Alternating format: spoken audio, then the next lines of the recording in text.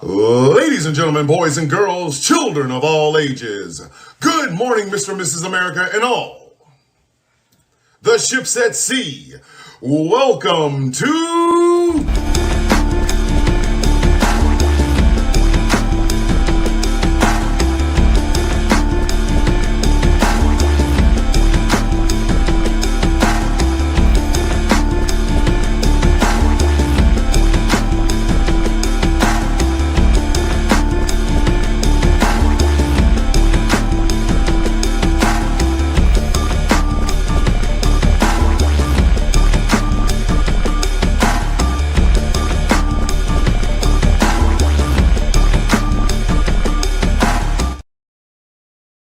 I'm sorry. I jam out to my own goddamn theme music.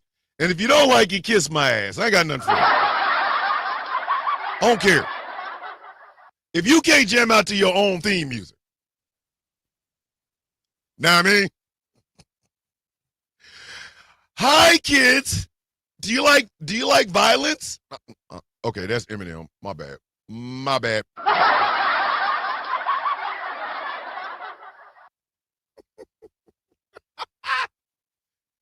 Look, Taz started the shenanigans early. It's not my fault. It's not my fault. How are you gonna start off blaming me? Hey man, I'm throwing somebody under the bus.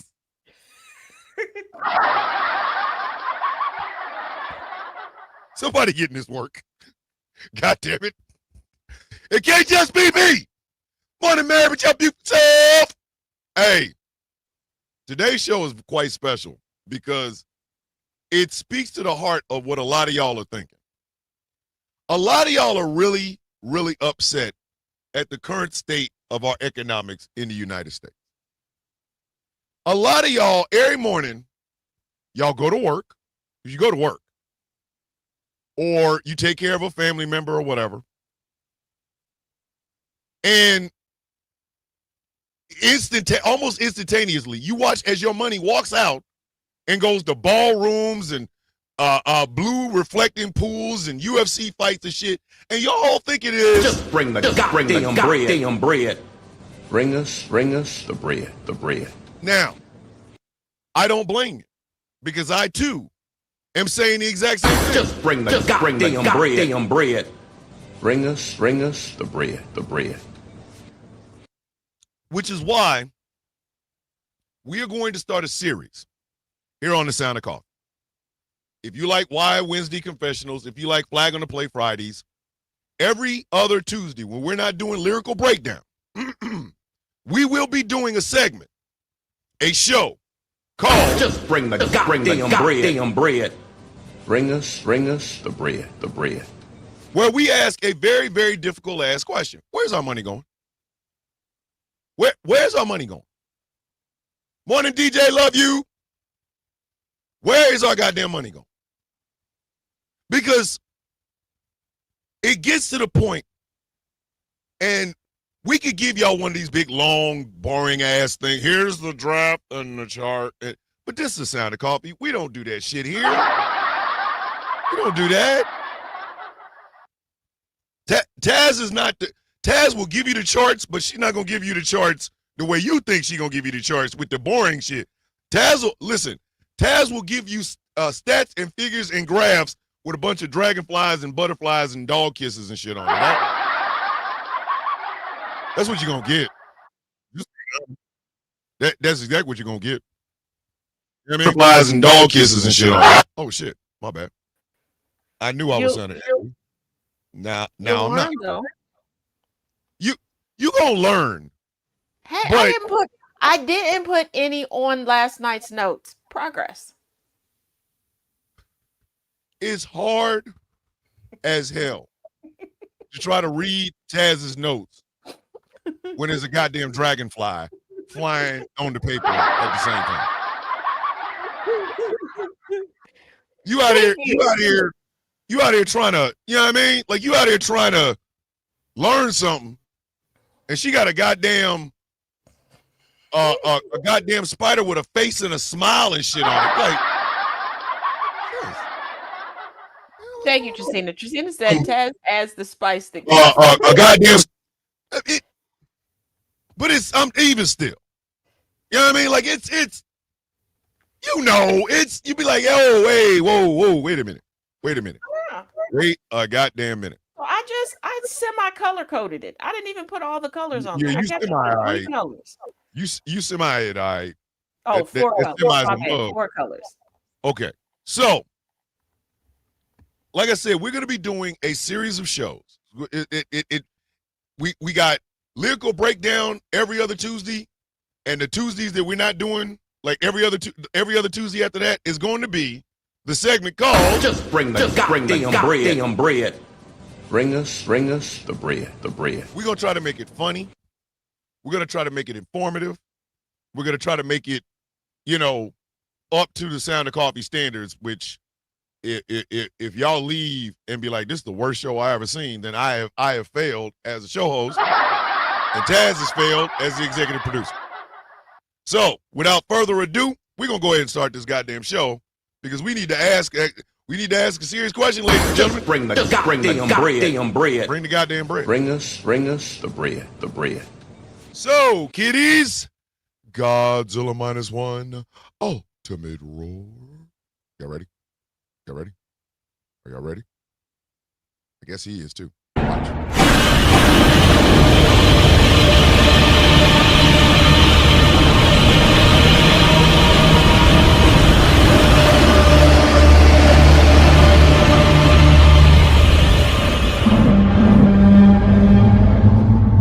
Ladies and gentlemen, boys and girls, children of all ages, good morning, Mr. and Mrs. America, and all the ships at sea. Welcome to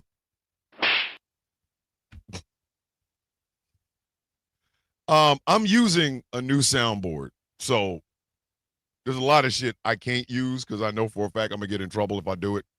Why it look like you was why it sound like you was spanking somebody?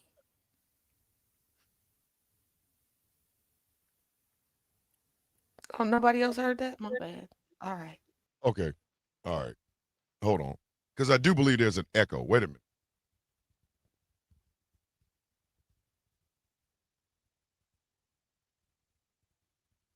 Oh my God.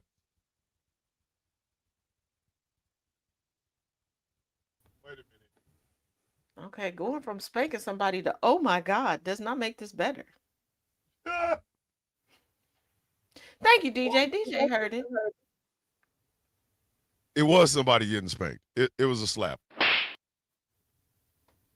But the problem is, Also, it's the you over there weekend. feeling bonita. No, this ain't even bonita. It's like nah. I'm feeling mad nah right now. I'm feeling mad nah right now.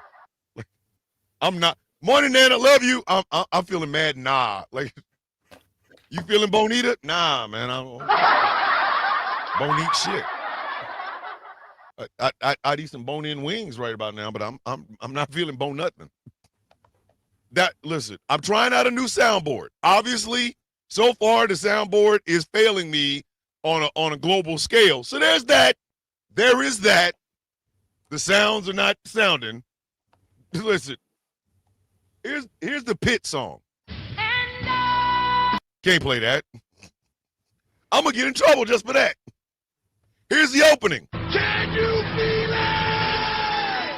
Can you feel it? Show my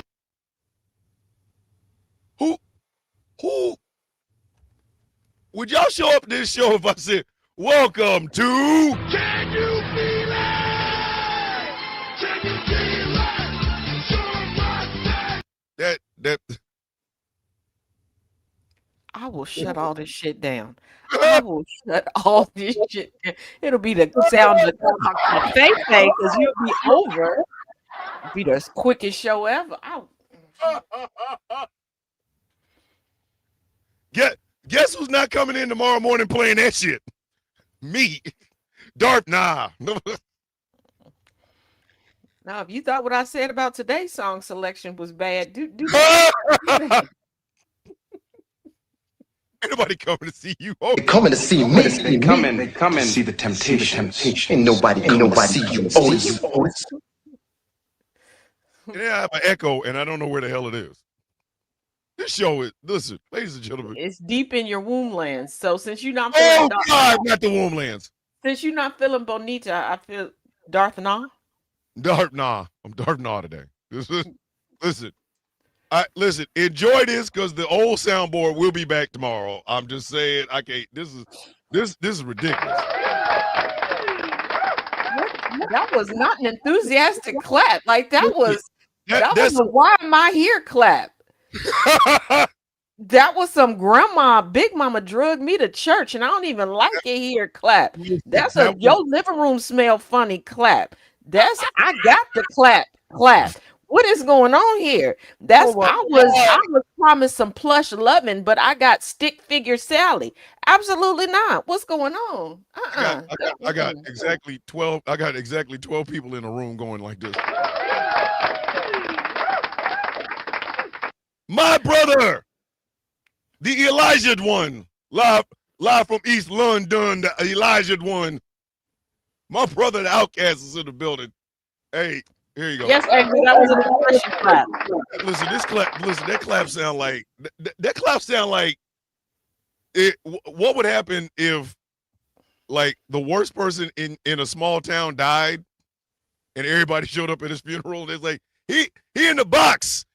He in the box. He in the ground now. Yay! Like, come on, man. That is a pity clap. That is the clap is ass. No. That clap is 3 letters. 3 letters. One word. Ass. The fuck are you talking about? Shit stinks. There is an echo, and I cannot. How is the soundboard mixing itself? Okay, it is. We got DJ Sound of Coffee popping off. I'm gonna remix this myself. Jesus Christ! Yeah, this is a bag of ass. This some bag of ass action over here. This is 100% booty cheeks action. Listen. I'm over here like Scotty on the USS Enterprise. I'm giving it all she's got, Captain. I feel like that original clap is the clap that is sounded in the heads of Mr. Black Ass Curly Q and the Pigeon Man. I feel like that is how the claps go in their head.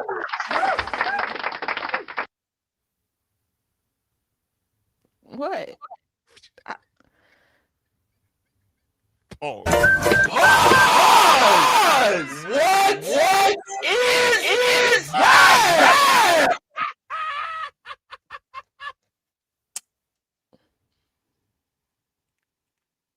Hey, yo, E. Go get your girl, man. E, go get her. She out here tripping. E, go get her. No, for real, dog. Go get her, man. She out here tripping. She out here tripping, dog. Who do you think I learned it from? Angry, go get your twin. Angry, go get your. Who do you think I learned it from? The good professor. His name is Professor for a reason. Hey, can we say that man? Can we say that man doesn't have a Jerry curl? He has like a Johnny curl. That is a Timu curl.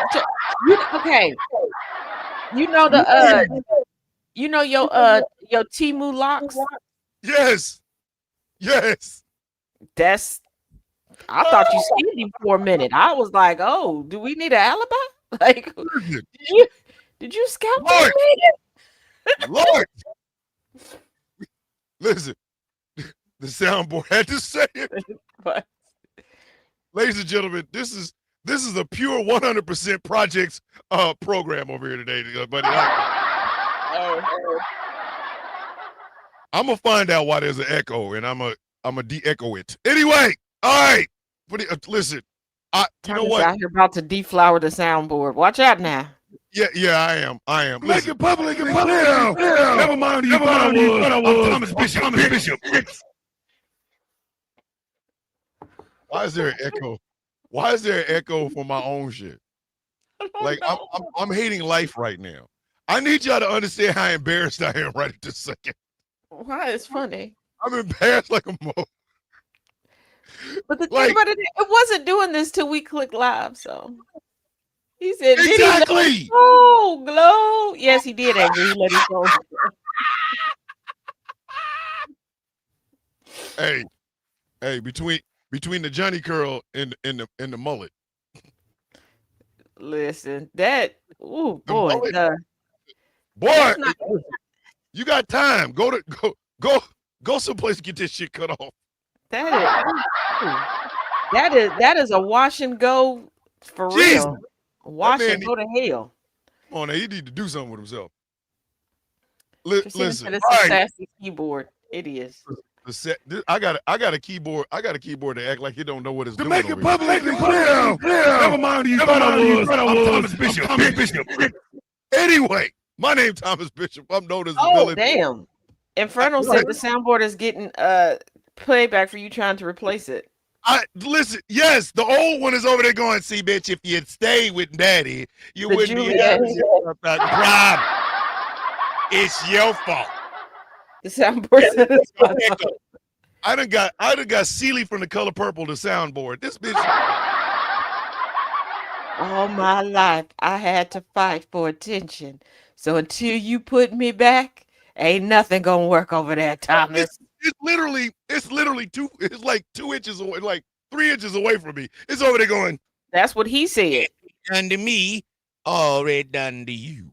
Mhm. Okay, we're gonna be serious. Mary, everybody, Mary, we are feeling We are all unwell. We just have medication. We are not okay. We barely hanging on.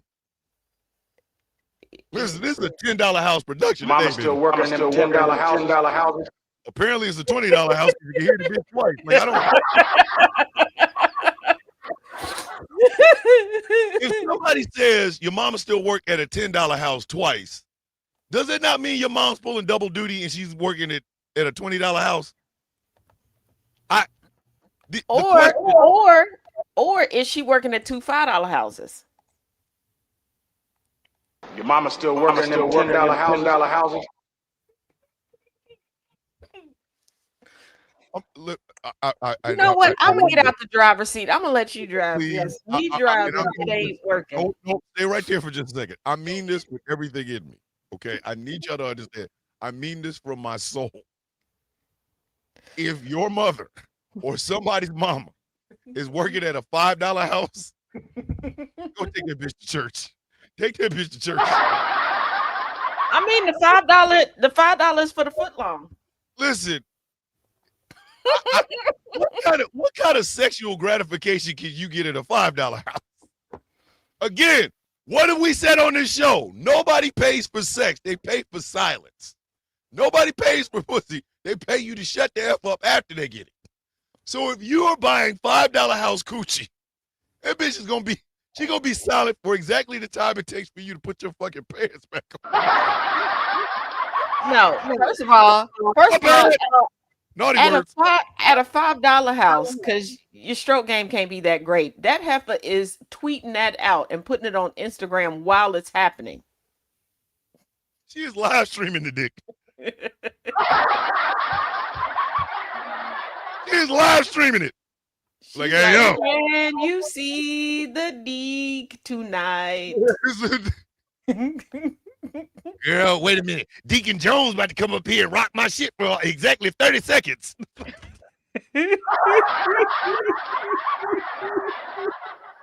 Oh, listen, $5 house coochie. Oh, hold on, wait a damn minute. Hold on. Shout out to the good professor. I took down a crack house last Wednesday. Professor, Wait a minute, you took it down? we need details.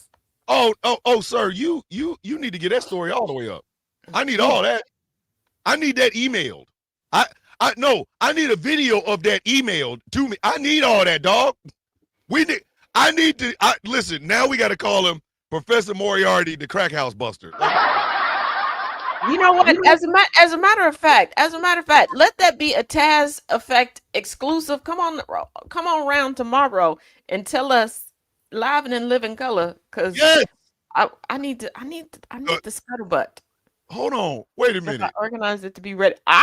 Yes, come on. Hey, E might be Grand Region Thrag, the crack house buster. Grand Regent Moriarty, the crack house buster. Lord have mercy. What? I can't. Here we Get go. you a cloak. That dog, we gonna get you a cloak. So you can be on the street with the hat, with the cloak. There we go. But oh shit!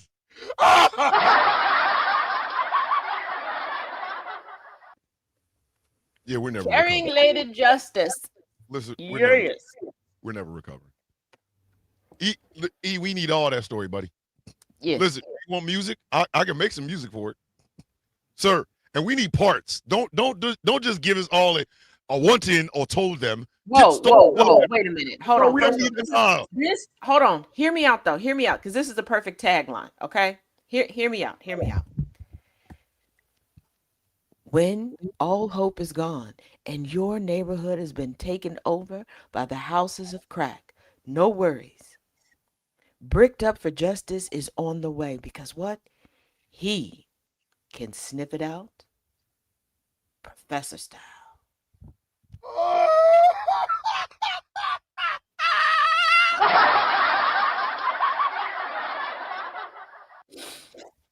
Sir, if you put on a business card that you are bricked up for justice, I'm coming to get you and bring you here. I'm flying to London to pick you up. Get your ass in the car. No, for real, you get your ass in the car, man. Get in the car. You got it. I'm bricked up for justice, Thomas. Get your ass in the goddamn car. Get in the lorry so we can go get to the plane and get the hell up out of here. Sir, please, in the name of everything that is holy, please do not call yourself Professor Moriarty bricked up for justice. I am begging you. Sir. First of all, I already sent it to him. I already sent it to him where it said bricked up for justice. It's already done. Don't do this. Don't, sir. I've never asked you for a favor. I've asked you for one favor in 6 years. I am sir. I believe it's already in the video. When you got a fiend with a glass pipe dream, who do you call? Crack busters. Who you gonna call? Crack busters.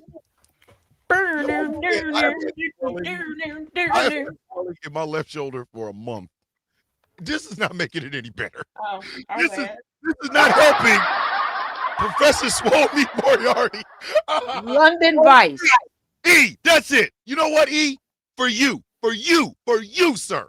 I'm taking one of your pictures and I'm swole meeting it. You have been asking for it. Ladies and gentlemen, we're getting the Professor's Moriarty Saint Swole meet. God damn it. What is that? It's stereo. First of all, you said I'm going to swole meet you. You've been asking. Oh shit! I did say that, didn't I? Oh my god! My bad. Pause. What is that? You're my brother. I should not be trying to swole meet you, sir. My bad. My bad. Why? That's all me. That was me. Hey, charge that one to me. Put that on my tab. That was me.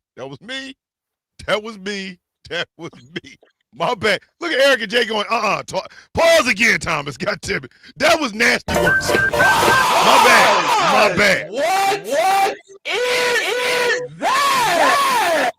Oops. Why are we here, Lord? That's what he said. Why are we here, Lord? All righty. All right, so we got to get to this show. We got to get to the theme of this show, which is, ladies and gentlemen, Just bring the goddamn bread. bring the goddamn bread. Bring us the bread. All right. So here is, brought to you by the lovely Taz J. Here is a breakdown.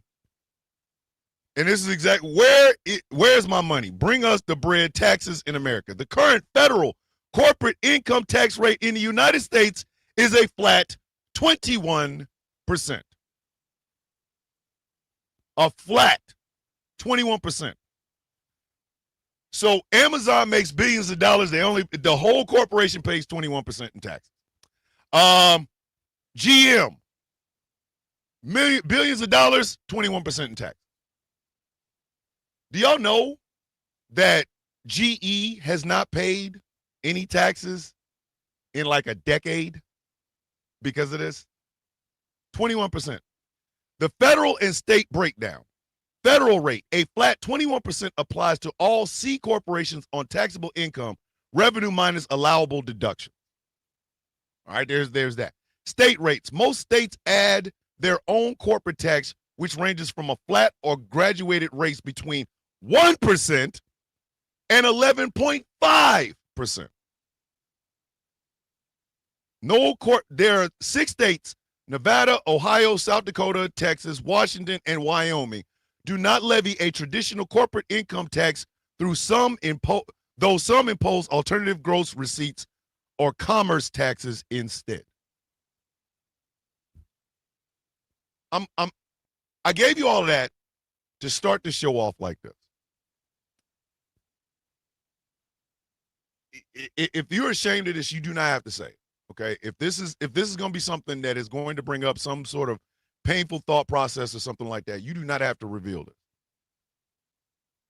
But how many of you over the past, let's say 19 months, we'll go the entire second term of Donald Trump, over the past 19 months, how many of you have been close to being so broke that you would not be able to pay your bill? Just raise your hand. If this is a painful thing, don't.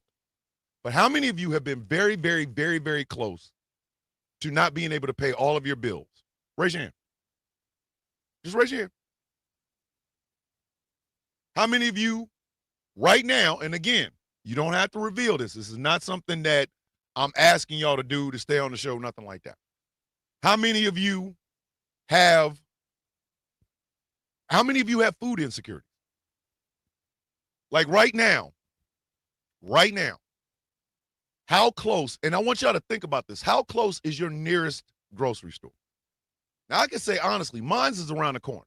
I'm 2 minutes away from my nearest grocery store.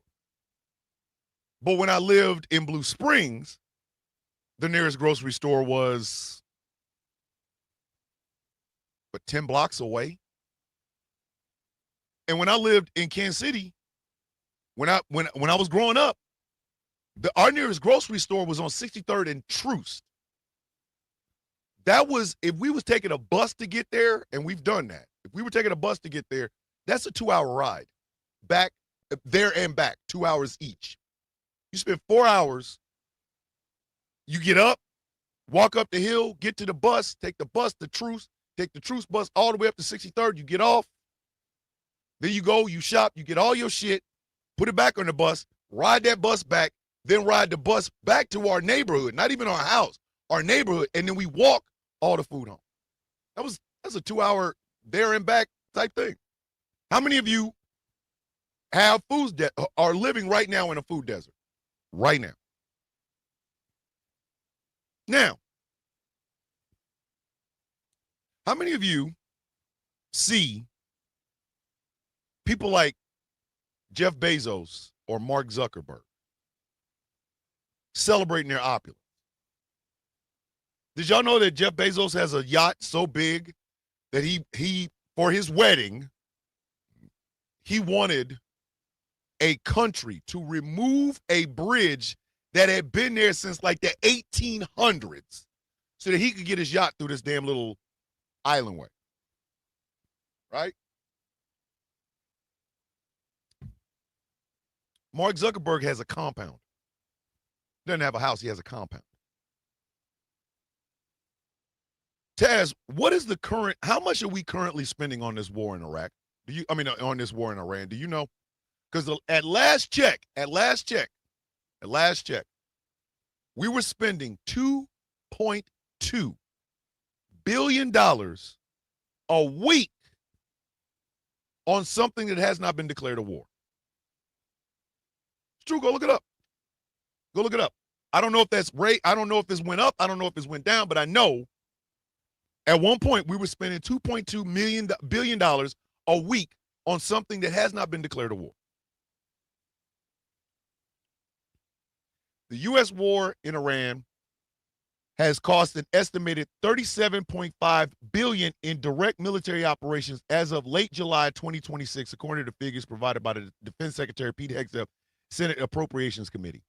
$37.5 billion on something that has not been declared a war.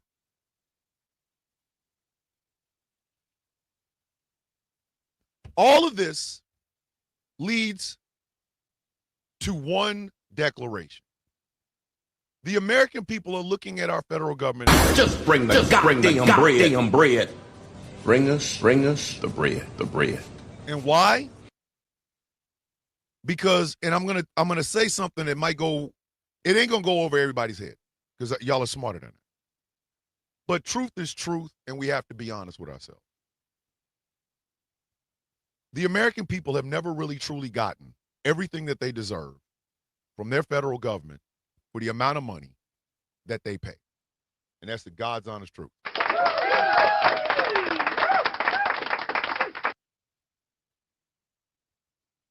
I want you to look at, here's another one. And I know this one is going to piss you off.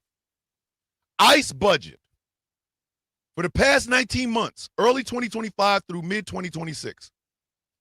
Base budget, ICE's regular annual base budget sits at approximately $10 billion. The One Big Beautiful Bill Act of July in 2025, Congress passed a budget reconciliation package providing ICE an extra $75 billion in supplemental multi-year funding to be spent through September 30th, 2029. The massive boost targets detention expansion, $45 billion for up to 100,000 daily capacity, personnel increases, and removal operations. The Secure Americas Act in June of 2026, Congress approved an additional $38.5 billion for ICE operations, hiring, and facilities expansion. So I want y'all to think about these numbers. This past June, they gave them $38.5 billion. Last year, they gave them an additional $75 billion. Their base salary is $10 billion. How much is that? How much is that? How much is that? And what have we gotten for those ICE, for all of that money that the American taxpayer has sent to ICE? They are now using shock gloves.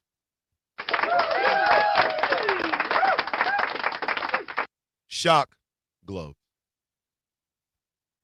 Shit that you would only hear about in dictatorships like Saddam Hussein or Ferdinand Marcos and shit like that. Shock gloves. The loss of life is incalculable because we're not just talking about a loss, one person dies. No, it's bigger than that. Some of the people that have died in ICE detention facilities are American citizens.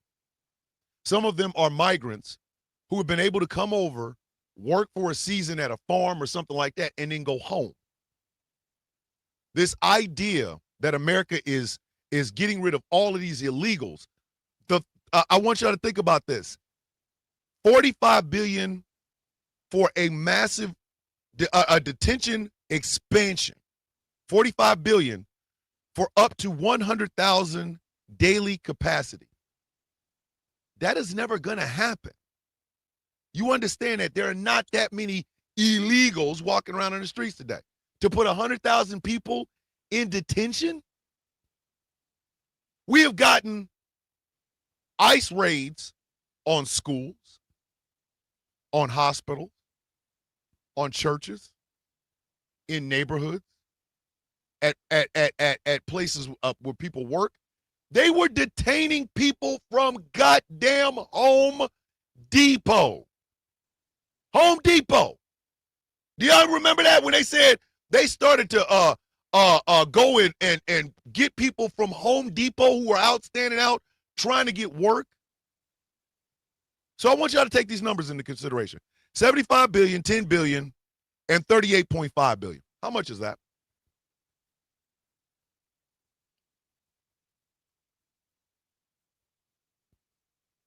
How much is that? Here's a little secret.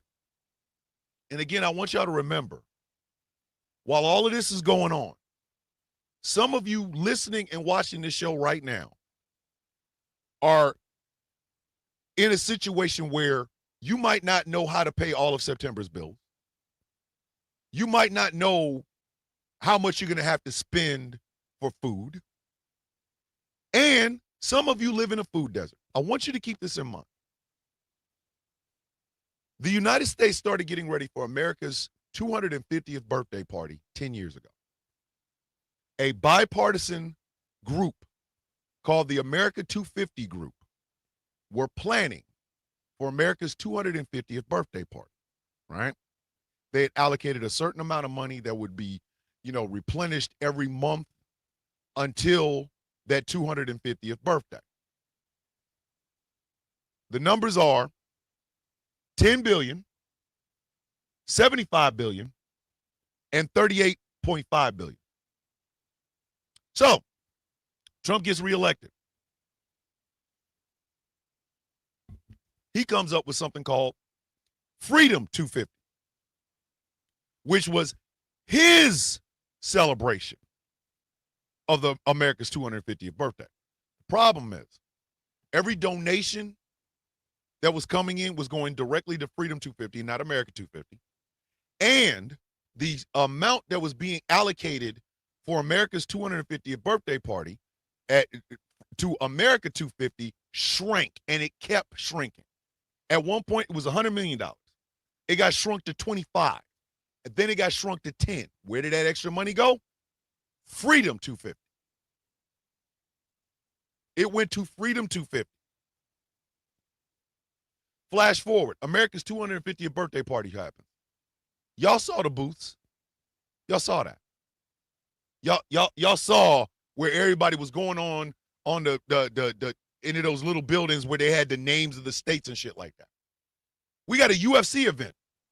We paid for it. The American taxpayer paid for it. The American taxpayer paid for it. The American taxpayers paid for Indy race in Washington, D.C. Have any of y'all ever been to D.C.? It's hard enough to get there driving a regular car through the regular streets. Imagine how much money was spent on just letting race car drivers do laps around the goddamn Washington, D.C. His celebration, yes, exact. Thank you, Michael Pruitt. The celebration of his birthday. Do you know, and again, I'm only saying this not to inflame you, but to inform you. Do you know we're still paying on that? They're still taking money for Freedom 250. Still. Still. Still. So, once again, the question must be asked, or not even asked, the statement must be made. Just bring the goddamn bread. Bring us the bread. DOD budget 2026. And I'm going to tell you an honest God thing. This is exactly where a lot of our money goes.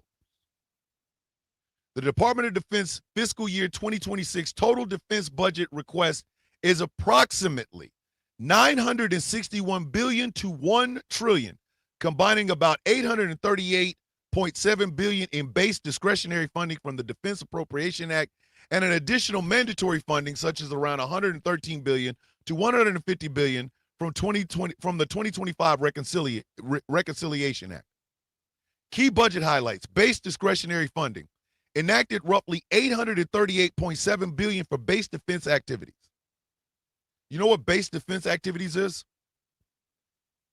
Upkeep, paying the soldiers or paying the service members, making sure that the equipment is up to date, buying new equipment to replace the old equipment. It's for base beautification. So when you go to a military base, if that shit looks raggedy, it's because they are not spending money on fixing their base. But it goes to base beautification. It goes for ship beautification. Not beautification, but they don't call it beautification, but we do in the military, we call it beautification. So if your ship has a little bit of rust, it goes into the shipyard, it gets fixed. That money comes from this. Funding. Reconciliation mandatory funding, roughly $113 billion to $119.3 billion allocated towards critical infrastructure base and multi-year acquisition needs. That's the money that buys shit. Oh, hey, the USS Mount Whitney needs a new turbine. Okay, we'll spend it out of this. Major programs. $10.1 billion for the B-21 bomber program, including $4.5 billion for expanding production rates. I'm gonna read all of this and then I'm gonna tell y'all something.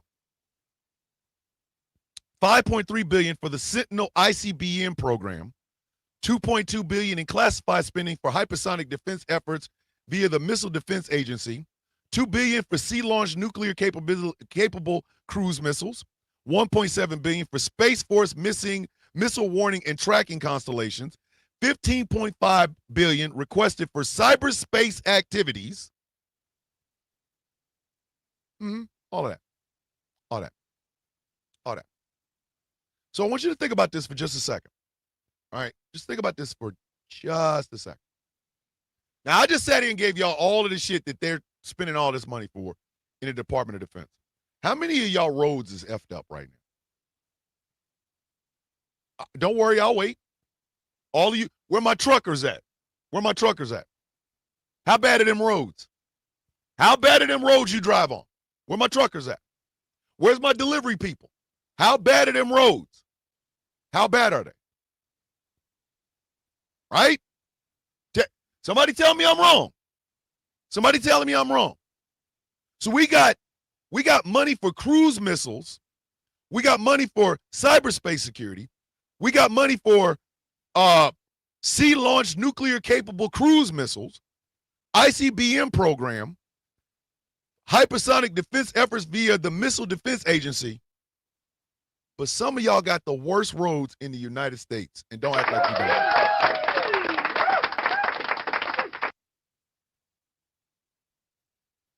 Did you know we're running out of missiles? Did y'all know we were running out of missiles? We are. We are depleting our stockpile of critical missiles, the ones that shoot down drones, the ones that shoot down other missiles, the ones that you could strategically throw one and it'll blow up a certain area. We're running out of them. Again, look it up. We're running out of these missiles. And where are we running out of them at? This undeclared war with Iran. Meanwhile, I want y'all to remember, I want you to look at your own personal finances, your own personal economics right now. Everything I'm telling you. But you got to go drive on a road that's got potholes big enough to where they got a goddamn, what's the name? A damn lifeguard because you'll fall in and drown. He said, I heard about the Patriot missiles running out. How ironic, sir. This entire thing is ironic. Because, and E will tell you, E is a British citizen. Remember the British Empire? Remember that? What brought down the British Empire? It was too big. It was way too big, and it was unsustainable. Ladies and gentlemen, Ronald Reagan did not end the Cold War. Overspending did. Trying to keep up with the United States taxed Russia's, the USSR's finances, and it collapsed. It collapsed. Ronald Reagan did not beat the goddamn Soviets. He just outspent them. The problem is, while he was doing this, he slashed taxes on corporations. It went from 70% under Carter to like 28% under Reagan. And then he ended up having to raise taxes 11 times while he was president of the United States. So here we are with this large as shit, big as hell American empire. We're spending all this money on defense, We are, there are defense contractors that get actual hard-ons when they watch one of their missiles hit something. The Commonwealth is still essentially the British Empire renamed. Yes, they had to. Because British Empire, when people were openly rebelling against said shit, no, we Commonwealth. Hey, come here, buddy. I love you. Come here. Commonwealth. Same thing here. The United States is doing just that right now. They did not learn from history. When you spend more on defense of an empire and not enough on upkeep of said empire, it will fail. I've always said Donald Trump is not the disease. He's a symptom. The problem, and not even a problem, he's going to be the one, and I know this sounds effed up, but he's going to be the one he's the one that exposes that the problem is there in the first place. Donald Trump is. Because, again, we ain't even got listen, we haven't even got to the cost. What the Iran war is costing you. Now, mind you, once again, I want to give a shout out to Taz because she's the one that came up with all of this. She did the research. This was her.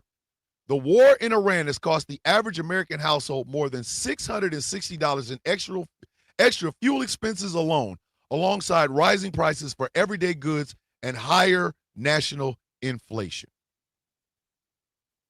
Every one of you listening and watching the show right now,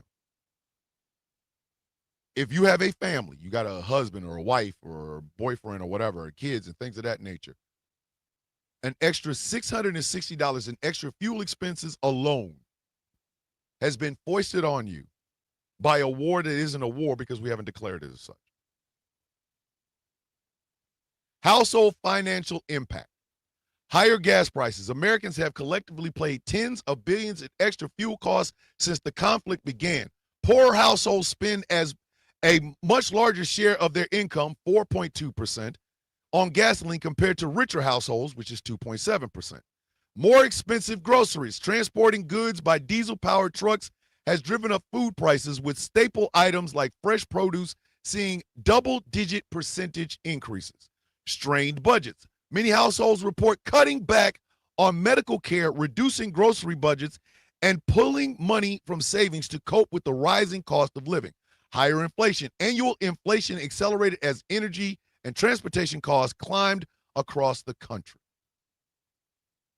Think about that. Every one of you is paying extra for a war that has not been declared a war. We are running out of missiles. Guess where that money is going to come from to pay for new missiles? The American taxpayer. In fact, they are trying to get some car manufacturers here in the United States to convert from making cars to making missiles at your expense for something that has not been declared a war. Are y'all feeling like this yet? Just bring the goddamn bread. Bring us the bread. We could do an entire show on the global impact of having this man in the White House. We could. We absolutely could. We could do it. We could do a week's worth of shows. Just pick a country. We could do a whole week worth of what has this cost us on the world global stage. The tariffs are not working. I don't care if you believe they are or not. They're not. They're not. You can kick rocks with tube socks if you think otherwise. Tariffs have never worked. Never. Don't believe me? Herbert Hoover tried tariffs after the beginning of the stock market crash. And guess what ended up happening? Bread lines, soup lines, people being told there's no work, dust bowl pit, All them goddamn Dust Bowl pictures. Everybody, I love how there was a video of a guy talking about, I want to go back to the way it was when I was growing up in the 50s and 60s. Oh, no, bitch, you don't want to go back to that. You don't. Because Eisenhower's tax rate on the billionaire and millionaire class was 91%. And that 91% built the middle class. It built roads. It built bridges. It did these things with a 91% tax rate on billionaires and corporations. So, no, you don't want to go back to the 60s, in the 50s and 60s. No, you want to go back to the feeling that you had in the 50s and 60s. Because if we went back to the 50s and 60s and did what Eisenhower, a Republican president, did, we'd have enough money to take care of every goddamn problem that America has right now. Tell me I'm wrong. Somebody stop me when I'm telling a lie. Somebody stop me when I'm telling a lie. If you see somebody talking about they want to go back to the 50s and 60s, they're only talking about the time where they felt good, black folks knew their place, women stayed at home making pot roast, and father knew best. Because you really don't want to go back. You don't want to go back to the 50s and 60s. You don't. Because the tax rate on the billionaire class was enough to be able to create and strengthen the middle class and the infrastructure of the United States. One thing I can say about Eisenhower, I did not like his immigration policy. Go look it up if you want to know it, because I'm not saying it. But one thing I can say about Eisenhower is this. Eisenhower presided as president during a time where Republicans believed in strengthening Social Security. Republicans believed in labor, in union workers and unions as a whole. That's the one thing I can say about Eisenhower. He took that money and did something with it. We haven't had a Republican president do that since. And if you think I'm making it up, go look it up. Go look it up.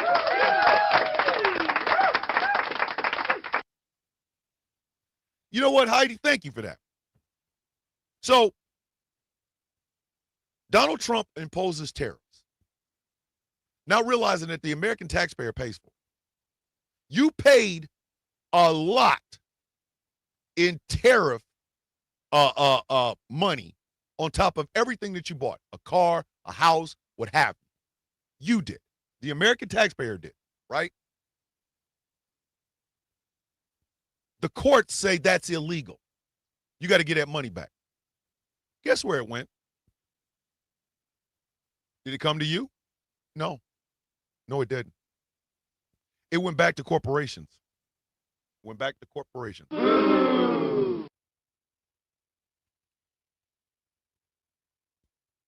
So, oh, and by the way, we have an election coming in November, right? Lawmakers respond to Supreme Court win for Trump mail-in voting restrictions. They're slowly but surely, I hate to say this, but they're slowly but surely icing the American people out.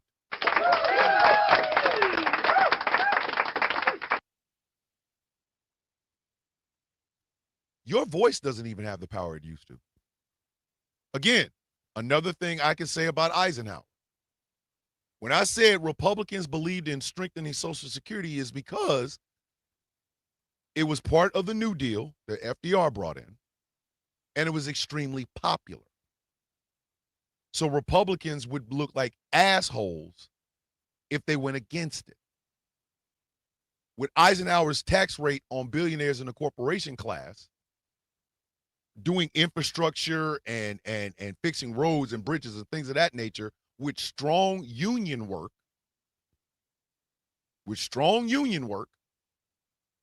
the Republicans would look like assholes if they were against unions because it's popular. Flash forward to 2026. Unions are all but dead. They don't have the power they used to. Maybe the Fraternal Order of Police does. I mean, that one, the FOP got more power than a mug. Nobody believes in the writers union or the directors union. Nobody believes in the carpenter union, the pipe fitter union, the truck driver union, the Teamsters. Nobody believes in any of those. They don't. Unions no longer have the power that they used to. And in the process, a lot of states have went to right-to-work states. Do y'all know what a right-to-work state is? Basically, if you live in a state that is right to work, a boss can fire you for anything. Anything. He can walk in and see if you have a septum ring, he could fire you for it, and ain't a goddamn thing you can do about it. That's why they're called right to work states. You can work, but you also have the right not to. Our elections are being, like, the president of the United States are, you know what? I ain't even got to lie about it. I ain't even got to lie about it. Turn out of the major head. A black man. Hold on. Because I know I saved this bitch. I know I saved it.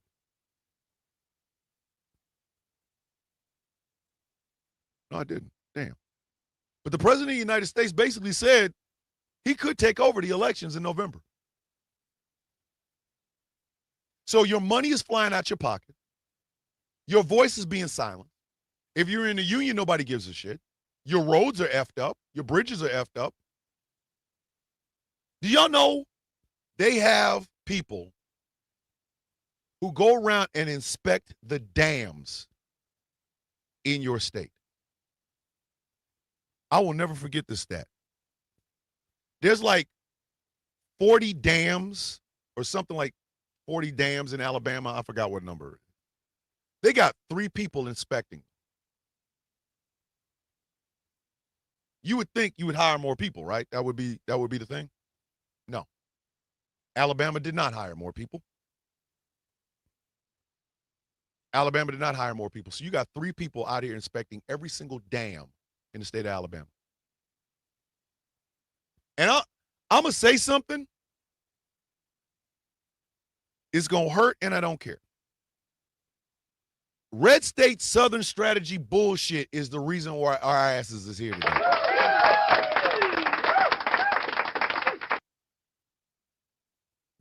I'm sorry. Let's just cut it all to the bone. Okay, let's just cut it to the bone. You cannot tax cut your way into prosperity. Trickle-down economics has never worked. Trickle-down economics has never worked. Ronald Reagan's own vice goddamn president, good old George Herbert Walker Bush, when he was running for the presidency at the same time Reagan was, called it voodoo economics. Trickle down has never worked. Never worked. Yet for some reason, and I've said this before, the Republican Party, since Reagan, have only had 2 ideas. Not good ideas, not fantastic ideas, 2 goddamn ideas. 2. Tax cuts and deregulation.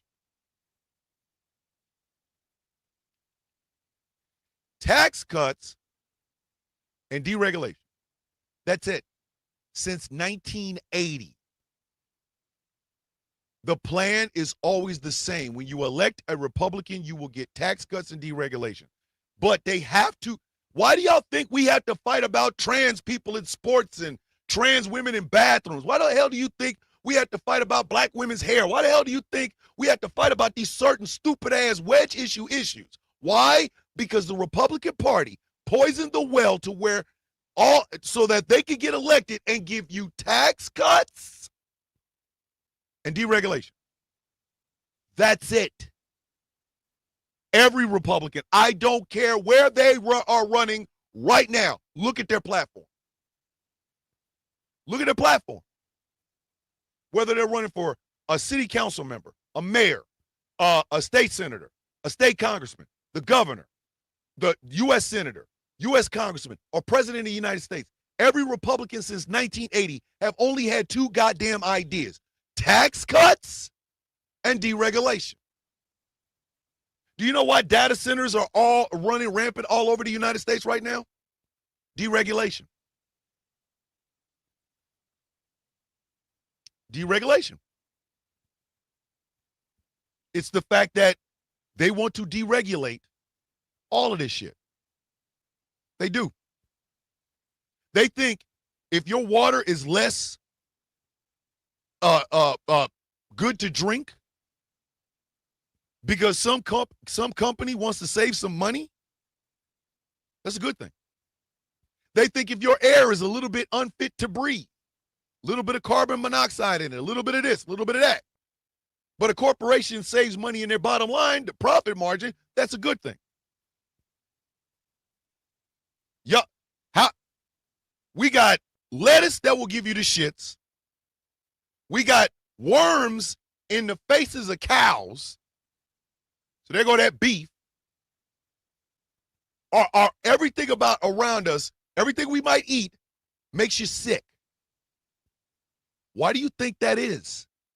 Deregulation. Deregulation. Linda McMahon.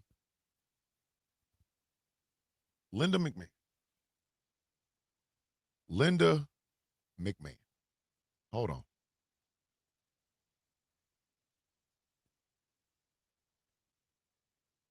Linda McMahon. I'm trying.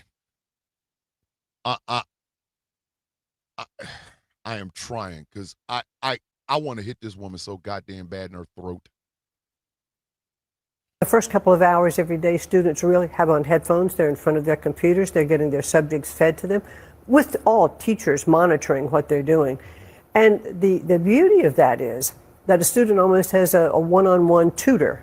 So the teacher can monitor to see if a child is a bit behind and repeat information for them. If a child is really excelling, then their programs get sped up a bit. So it's a great tool, to have in this particular school. And I think that's what we have to look at with AI is who's going to get it? How long are students going to be exposed to it? What is the outcome? And you're right. There aren't a lot of metrics available now. And I think that's what we really have to look at is these AI teaching your child. Important in our country than educating our students. But education can't be the priority for you, girl, after you took them headshots and just started calling AI A1 sauce. Our children are not being taught. They're not. Do you understand right now? And this stat will stay with me for as long as I live. As long as I live, this stat will stay with me. 57% of the adult American population reads below a 6th grade level. So when you start telling people, hey, that is a wedge issue, you really need to focus on your economics. You really need to focus on where your money is going and why it's going there. You're talking to someone about economics and finances and how much money we spend on wars and things of that nature to a person that reads below a 6th grade level.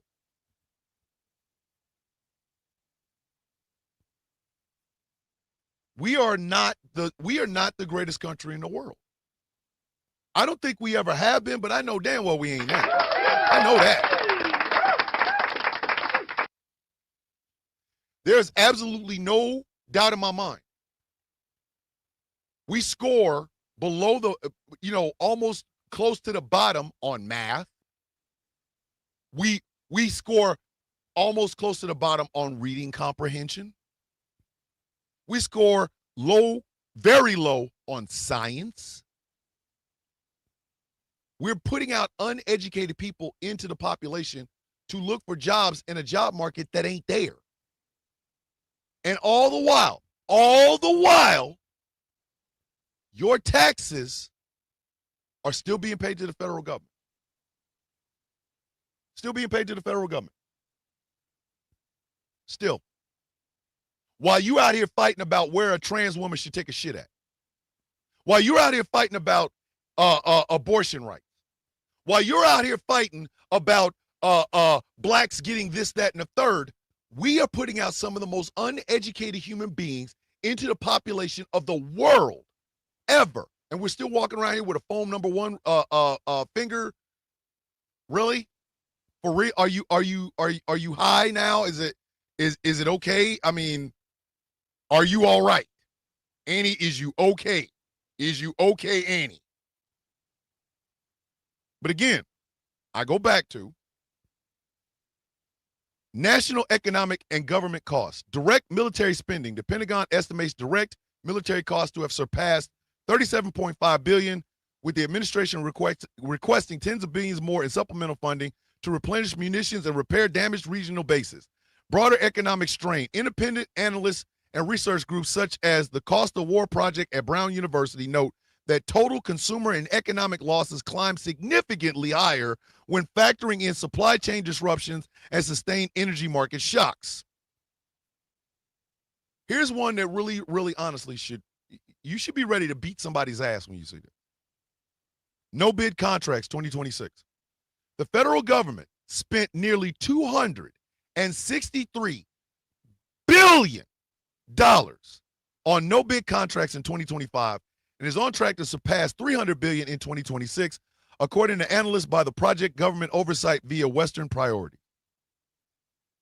$263 billion, approaching $300 billion on no bid contracts. Y'all know what a no bid contract is?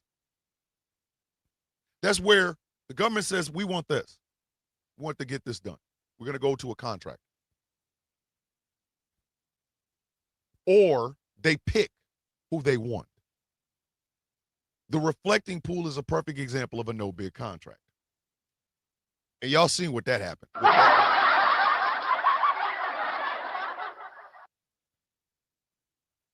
According to Sasco, hold on, Star out here giving out information as well. Hey, Witchy, good morning. According to Statco, 86% of Southern high school graduates have to take at least 1 year of remedial classes before they're able to begin college-level courses. Meanwhile, your money is going into the pockets of people who are cronies of people within the administration. The no-bid contract on the reflecting pool, that happened. The no-bid contract on revitalizing or tearing down the East Wing to put up a ballroom, that happened. That happened. That's your money. The East, understand something, y'all. The White House is the people's house. The White House belongs to the American public. It does. The person that occupies that house is only there for 2 terms. So any renovations that they do can be replaced by the next incoming president, whoever he or she may be.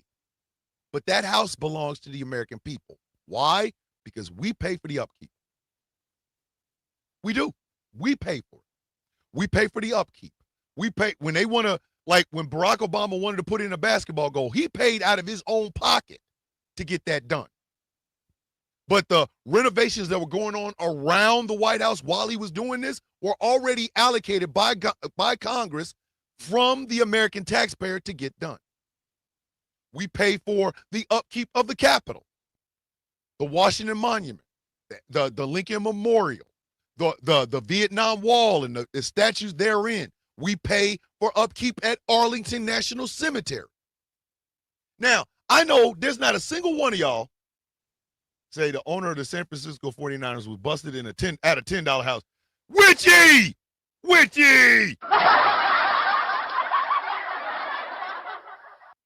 Oh, Witchy, he was going to get flags for that one. Now, I know in the grand scheme of things, a lot of y'all don't have a problem paying for these things because you've been paying for them forever. Your mom and dad paid for them. Your grandparents paid for them, okay? A lot of y'all don't have a problem with the upkeep of Washington, D.C. What you have a problem with, what you do not like, what you are pissed off about is all the extra shit that has been happening. Do you know they are literally doing insider trading with the president right now? Large corporations are paying for the privilege of being able to see Donald Trump's true social posts before he posts them. And then they're going out and they're betting on this part of the stock market or that part of the stock market, gains, losses, shit like that. That's insider trading all day and twice on Sunday. I don't know where these people went to school, but when I went to school, that's called insider trading. Martha Stewart went to prison for that.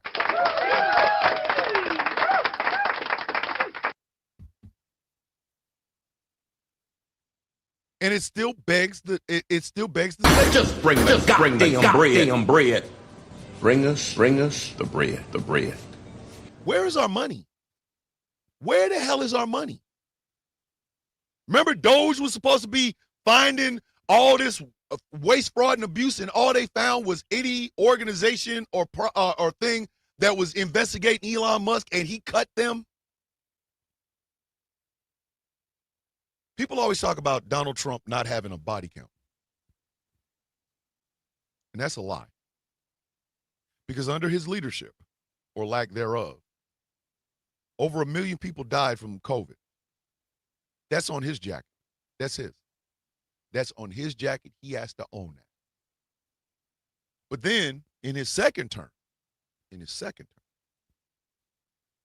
the loss of life under Donald Trump is incalculable. And do you know how I know? Because USAID was cut. USAID didn't just give assistance to farmers in the United States. They gave life-saving medication, like HIV drugs, to countries all over the world. Without them, what do you think those people are going to do? They're going to die. They are going to die. That is on Donald Trump's jacket. That's it. And that loss of life is literally incalculable. You can't put a number on it. You cannot put a number on that. You cannot put a price tag on how many people are going to die or have already died with the cutting of USAID. They gave out life-saving food to countries around the world. Now they're not. People are literally starving to death. Think about all the extrajudicial killings of fishing boats off the coast of Venezuela. I want you to think about that in two terms. Number one, loss of life. That's a war crime. Understand what I'm telling you. Shooting fishing boats off the coast of Venezuela is a war crime. That's a war crime. The justification of, well, they had drugs has never been proven. So in loss of life, that can be calculated by how many people died and how many times it was done. We kidnapped the president of Venezuela. A war crime. But I want you to think about the economics of this. I want you to think about the economics of this. None of this shit is done for free. A naval ship had to go and be off the coast of Venezuela to be able to do this. Every time that ship went underway, it used fuel. That cost you. The missiles that were used to blow these ships up, that cost you. It did. You had to pay the people that actually shot said missile. That cost you. So in terms of reputation, the United States reputation is we have war criminals that are governing us right now. We got war criminals.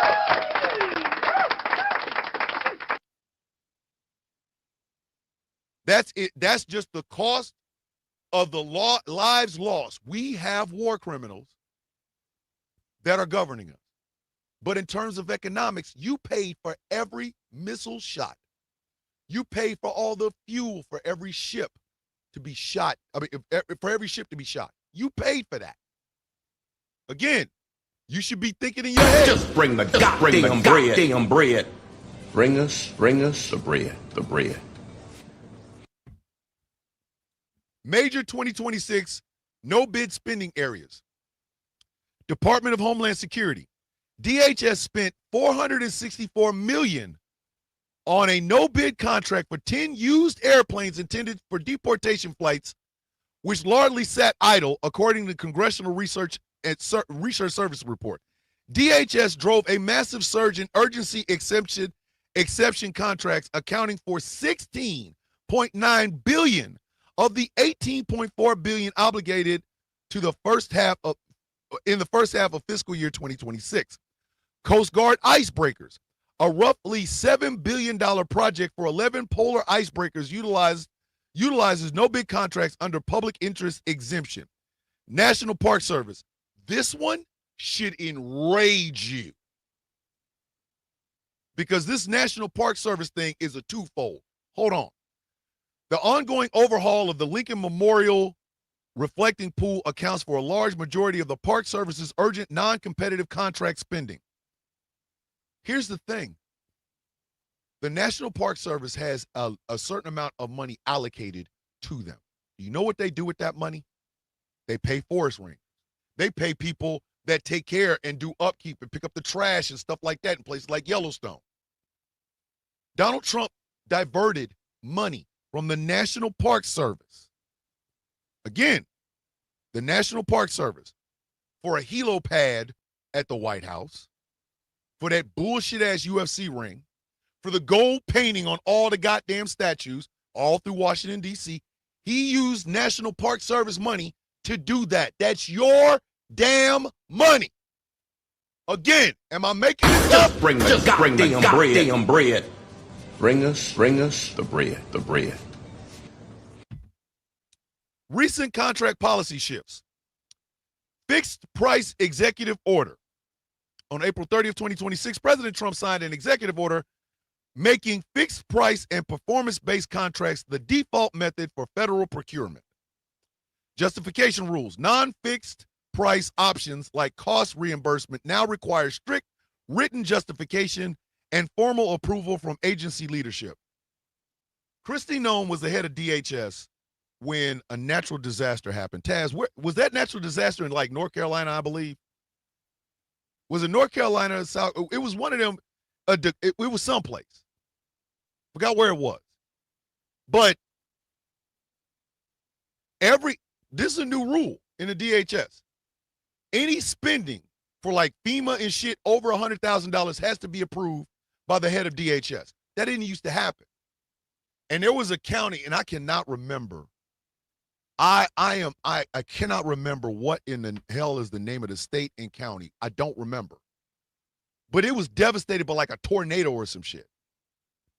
And Kristi Noem would not, it took her like months to finally allocate money for FEMA relief. That's your money, y'all. I want you to keep thinking. Just bring the goddamn bread. Bring that bread. Bring us the bread. Bring that bread. Bring that bread. It's Texas. Thank you, Jag. Thank you. That's your money.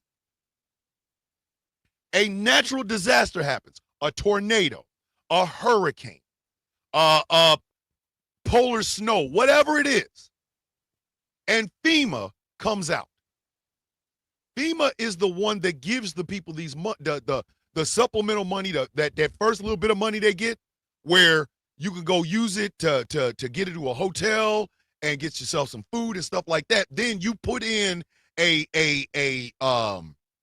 the word I'm looking for? You put in an application for reimbursement from the federal government for everything that you lost. Not everything, but the housing loss, the car loss, and stuff like that. And the federal government pays you back. They pay you money for this. Kristi Noem made it to where anything over $100,000 had to be approved by her. And then she stopped approving shit. She stopped approving shit for months. 4 months. Troy, I'm never going back into a Texas Roadhouse. Ever again. I mean, it's right there, kids. It's right there. Once again, just bring the goddamn bread. Bring the goddamn bread. Bring us the bread. Your money, which should be going to help your neighbors after a natural disaster, is being held up by the Department of Homeland Security, and you don't know where that money went. My wife loves asking this question. Where did all that money go from Doge? Where'd it go?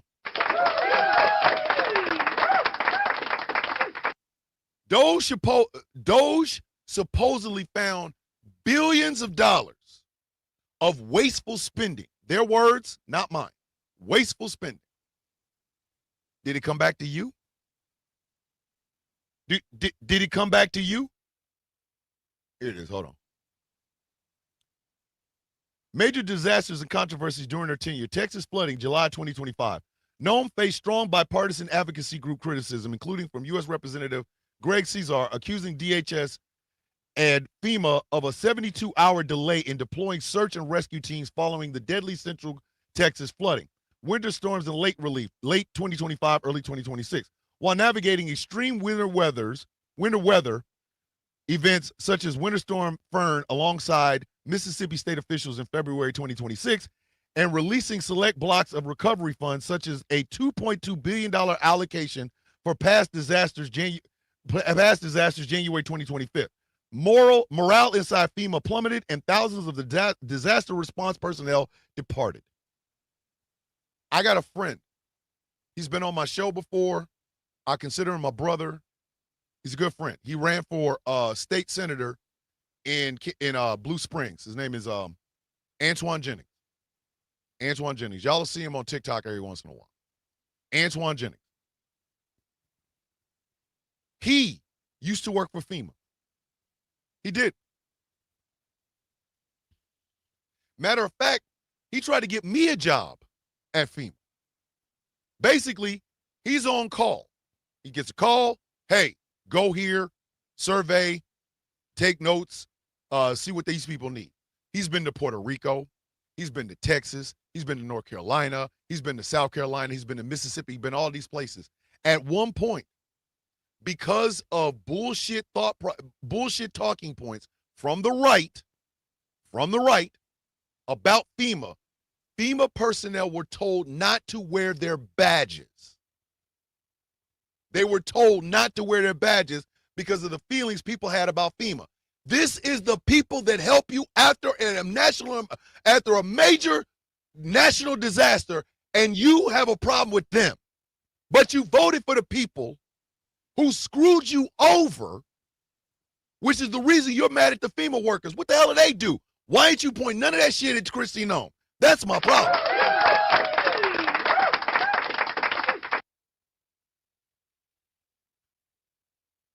Centers for Disease Control, cut. Just cut. And mind you, some of these departments,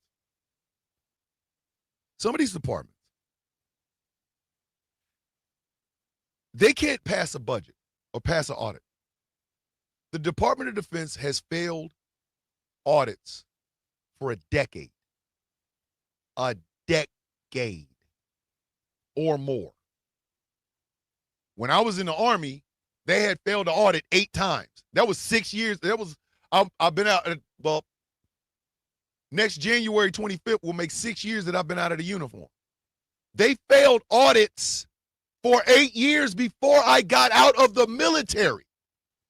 Before I left the goddamn United States Army, they had failed 8 audits in a row to the tune, and I am not making this up,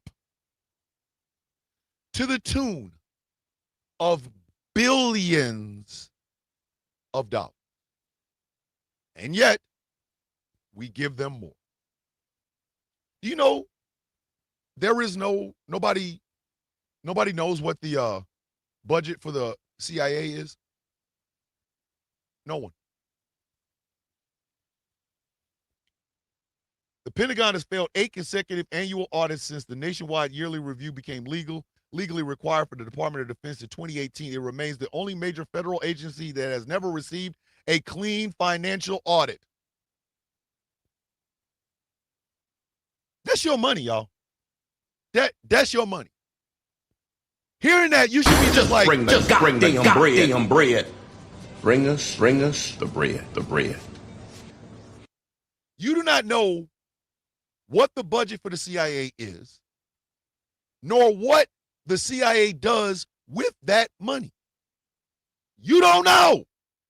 The exact budget of the Central Intelligence Agency is classified as part of the U.S. government's black budget. However, leaked historical documents and broader intelligence data indicate that the CIA requested share historically hovers near 14.7 billion, making it the largest slice of the overall national intelligence program.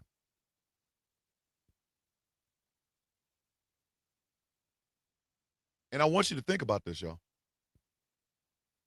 We know about coups that were started by the CIA and MI6 over in Great Britain. We know this. There's a whole lot of countries that lost their goddamn presidents, duly elected, swornly elected presidents, because of some chicanery and effery and jackassery of the CIA and their partner in crime, MI6, along with other intelligence agencies from around the goddamn world. Why would you want to foster a coup in Iran? I know.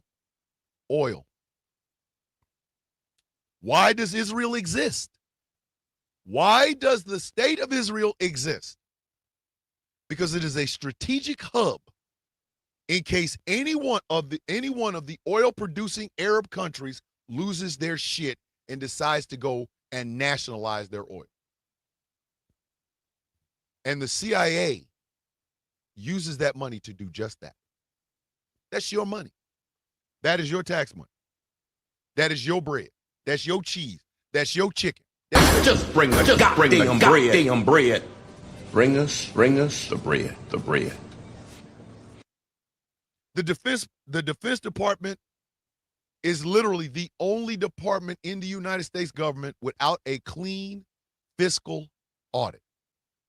Right now. Think about that. Right now. A clean audit. The Department of Defense has never had one. Now, I want to contrast this a little bit. And this will be the theme of the next show that we do on this, Bring the Bread Part 2, What Others Get. Taz, you got that one? You got that one? Part two of this will be Just Bring the Goddamn Bread Part 2, What Others Get. Because I want y'all to understand something. People scream in the United States that our taxes are too high, that our taxes are too high, that our taxes are too high. Taxes are too high on the poor and working class. I will say that.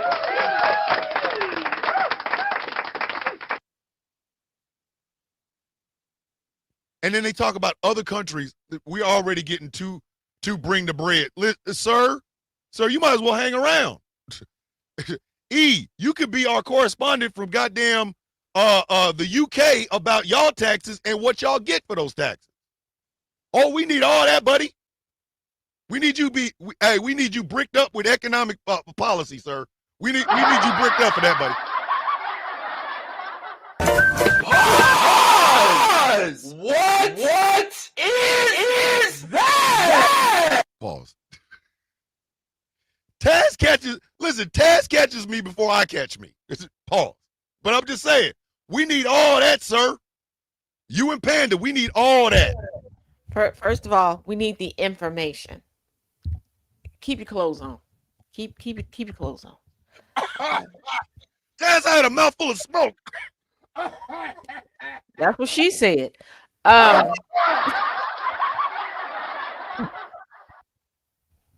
Ma'am. Sir. I was right here. I was right here. Like I was right. I was really in the room. That's what he said. I was in the room. Mm-hmm. Hey, phrasing, goddamn. But yes, we need all of that. We need all that information, all of it, because so now we got a new one: choke, fart, smoke. Choke, fart, smoke. Listen, y'all better leave me alone. Choke, fart, smoke. Come on now.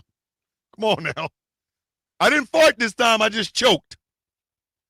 But yes, like I said, not getting off on a tangent because this is going to be the next episode, right? The next time we do this, it'll be the next episode. But our taxes are comparable to taxes in other countries. The difference is what they get for their tax money and what we get for our tax money. Without getting into all the shit that they get, the Scandinavias, the UKs, the Canadas, the Frances and shit like that, without getting into any of that, I can tell you this much. For your tax money, for the amount of money that you pay in taxes, you do not get paternity and maternity leave. Straight up. That's off the top of my head. Off the top of my head. Some of y'all, there's some men right now that didn't know anything about paternity leave. They had no idea. What is that? What is that? That's when the husband or the father of the child gets a chance to spend time bonding with their kid. And the maternity leave that you get, oh, come on. Come on now. Come on now. Raise your hand. All my women coffee beans, raise your hand. Have you ever had a kid and then ended up back at work in a month? Raise your hand. If you've done that, raise your hand. I was never afforded paternity leave. Other countries have it. How many of y'all right now are either in college or have a college degree? Raise your hand. Go on, raise your hand. Raise your hand. Did you know in certain countries they have free or reduced college tuition? I bet y'all, some of y'all right now, within the sound of my voice, some of y'all right now are still paying off student loans. Some of y'all right now are paying off student loans. Right now. Am I lying? Am I lying? How many of y'all got forbearances? Which is basically, hey, we'll put this off for a certain amount of time, but the interest still keeps piling up. You borrow $20,000, get a bachelor's degree in something that you're actually working on. But the primary part of it was like $20,000. But the interest made the shit 80 to 100 to 150,000. Barack Obama himself said that when he got his advance for his first book, him and Michelle paid off their student loans. This is the former president of the United States, and he and his wife, the former first lady, had student loan debt. Y'all remember how many people bitch moaned and complained about Biden wanted to do student loan relief? Who's going to pay for it? Bitch, with the amount of shit that we already pay for, everybody. What the fuck are you talking about?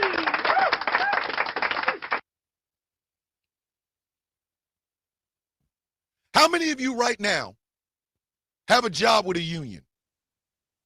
Raise your hand. Raise your hand. How many of you work at a job that you don't have a union? There you go. Raise your hand. Do you know Amazon and Walmart, they were the two biggest perpetrators of this, actively fight against unions? Actively. I'm not talking about a little bit. I'm talking about actively.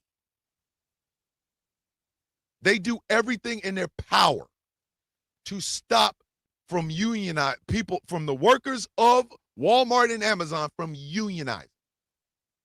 They spend millions of dollars on PR campaigns against unions. What is the primary purpose of a union? To protect workers' rights. To protect workers' rights. Explain to me why that's a problem. Explain to me why is that a problem? See, you can't do deregulation with a union. Because now you're talking about worker safety. In the UK, Amazon workers had 0-hour contracts and no union. That's the UK. That's the UK. That's the UK. Amazon and Walmart are the two biggest perpetrators of this. But the other thing about it is, and I want y'all to think about this for just a second. Walmart in particular, I know this because I not only worked at a Walmart once, but I've heard horror stories from people that did work at a Walmart. Do you know that if you get hired at Walmart today, let's say you walk in, you want to be hired as a greeter or a stocker or something like that. Do you know part of the training is teaching you how to get on government assistance? Did you know that? Part of the training in Walmart, part of the package of getting into Walmart is they teach you how to get on government assistance.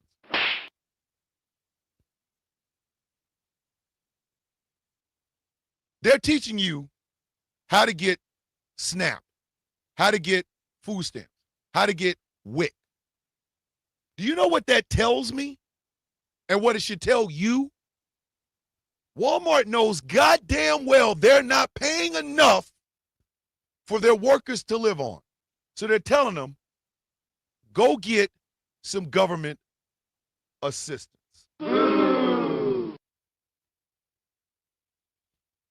It is part of the training. Again, I know this because I have worked at a Walmart once. I did. Not gonna lie. And I've heard horror stories. We could get damn deep in Walmart. We could get deep in Walmart. Pause! What is that? Pause. We could dig down in some of the practices that Walmart does, and you'd be shocked. Like the fact that Walmart has a policy on every person that works there, an insurance policy. They do. In case your ass dies, Walmart gets paid, and that's the God's honest truth. Walmart is one of the biggest corporations in America. Yet it pays its workers so little that part of the training to be in Walmart is you have to learn. They will teach you how to get government assistance. How much did Walmart pay in taxes in 2025? Anybody know? How much did Walmart pay in taxes in 2025? You see now what I'm talking about? This is your money, kids. This is your money. Now, mind you, I don't mind government assistance. In fact, I don't think a government should be able to exist if it doesn't have some sort of safety net for the people that live there.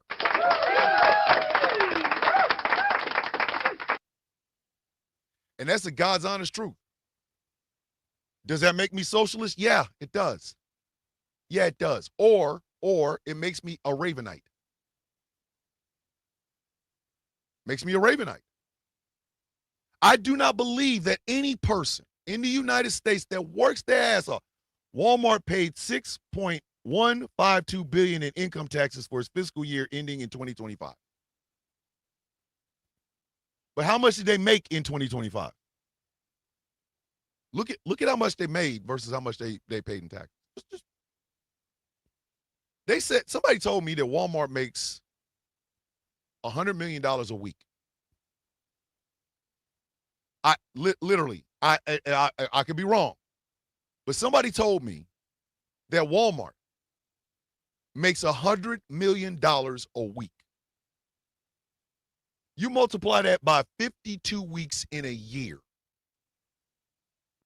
That number is astronomical, and they only paid $6.1 billion. Hold on. Listen, here it is, because once again, Taz is on their shit. Walmart reported a full year fiscal 2025 net income of $19.436 billion, which is a 25.3 increase compared to fiscal year 2024. Total revenue $681 billion, up 5.1% year. Operating income, $29.3 billion, representing an operating margin of 4.3%. Gross profit, $169.237 billion, up 7.1% from 2024. Diluted earnings per share, $2.42, up from $1.92 in FYI 2024. Profit margin, 2.9%, up from 2.4% in FYI 2024. You can view official financial releases reported directly to Walmart Investor Relations. Would you like to compare the fiscal year 2026 projections or look at specific quarterly breakdown from 2025? I'm not going to thank you, Taz, for all of that. You know I love you.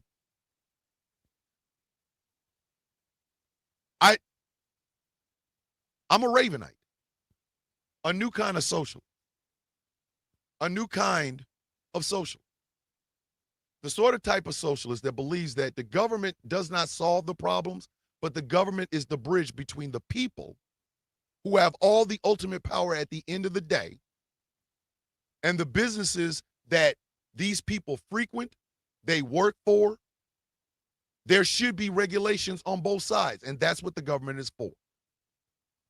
For the people, for the workers, for the actual people that are means of production, you should have a 40-hour work week that pays you enough money to take care of your kids, take care of your food, take care of your bills, takes care of your rent, and leave something behind for your later years.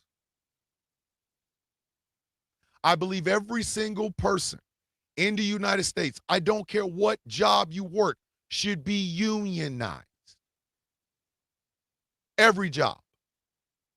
I believe that unfair working conditions or piss poor working conditions should be met with not just a small fine. No.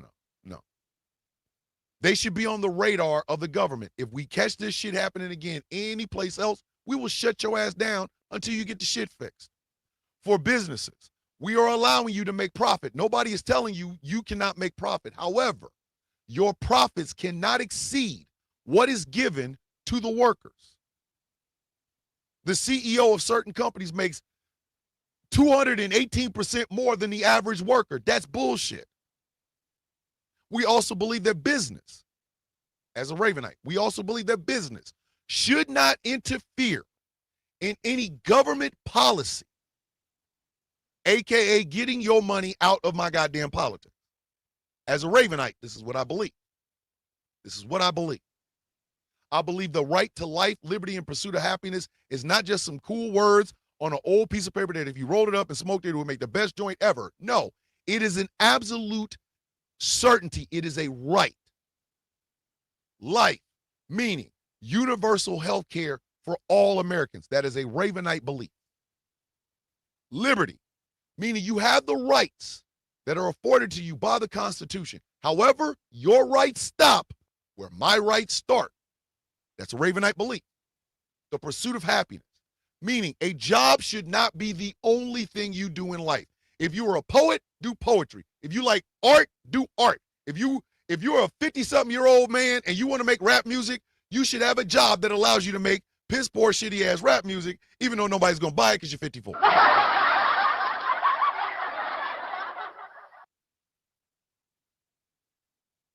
That is a Ravenite belief. It is ingrained in the manifesto of the Raven. The Raven Party has a manifesto. That is the pillar of it. Now, I'm not saying all this to toot my own horn. I'm not. I promise you this. I'm not. Okay? I just got tired of the binary. I got tired of having to choose between Republicans and Democrats. I got sick of that. And I saw that the needs of the people were not being met. They still weren't. Do y'all understand our major political parties don't give a shit about none of us?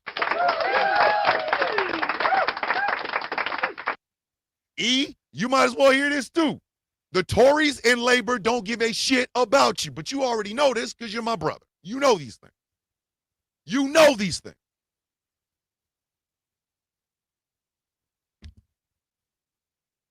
I believe the ideas of the Raven Party do sound socialist. They are. They absolutely are. And I've told y'all the three things that I looked at and said, you know what? This is the basis of this is the foundation for a political party. FDR's second Bill of Rights.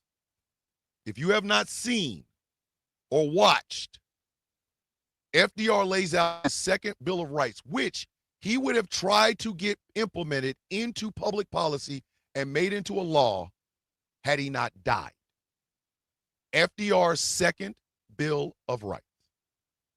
The 10-point program of the Black Panther Party for self-defense. And this is a controversial one, but I really don't care. The tenets of Satanism. It's true. You combine those three. You have the foundation for a political party. A secular political party. We do not believe in that idea that your religion has to dictate anything. There is no religion. I mean, you can have one. But as a Ravenite, you make public policy for the public. Your particular faith has nothing to do with it. We believe in the idea that there can be no bipartisanship if one side is completely against the people. Because at the end of the day, ladies and gentlemen, America's not made out of bombs and bullets and flags and eagles and shit like that. America is the goddamn people all day and twice on Sunday. Every day and twice on Sunday. America's the people. Now, am I disappointed in the American population? Yes. I was talking to my siblings yesterday. I realized very late in my life that I am empathic. I'm an empath. I feel almost everything. That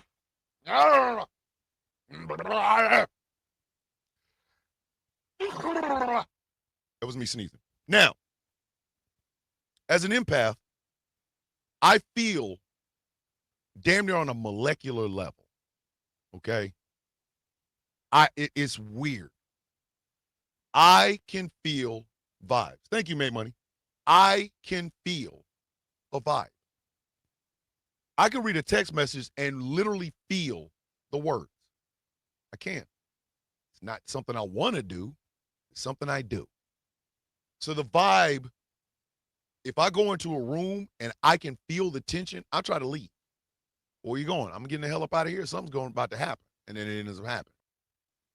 When I say I love y'all, that is me feeling outward. I try to feel it coming back. Sometimes I do, sometimes I don't. Right? And my sneezer glitched. Here you go. So I'm an empath. So as an empath, am I disappointed with the American people? Yes. My good brother, my brother and co-owner of Ghost Call Production Radio, the head of our news division, Mr. Jeff Kennedy, is in the building. Morning, Jeff. If it sounds echoey, I'm using a new soundboard. This bitch about to go out tomorrow. Listen, this soundboard getting ready to leave tomorrow. You know what I mean? But am I disappointed in the American people? Yes. And I've been disappointed for a while now. I really have. I have been disappointed in the American population for a while. I think my disappointment started, with Monica Lewinsky. I think Monica Lewinsky was the first time I truly started going, this place ain't shit. Because the American population, with all of our accumulated wealth, and mind you, I want y'all to hear me when I say this. America's not just the richest country in the world. America is the richest country in the history of the world. America is the richest country in the history of the whole planet. Yet with all that accumulated wealth, what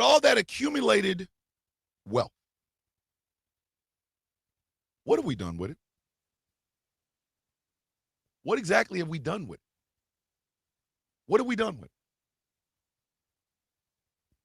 it? Enes Kanter, former basketball player, the guy that wants to call himself trans woman so he could play in the WNBA. Enes Kanter went to a WNBA game featuring America's white sweetheart, what's that girl? Caitlin Clark and Sophie Cunningham, acted a goddamn fool, and one of the players on the other team wanted to fight him. Is Enes Kanter out here doing this for food? Like, I want y'all to think about this. Imagine everybody that has a problem with trans women being in sports. Imagine if they had a problem with people in America not eating.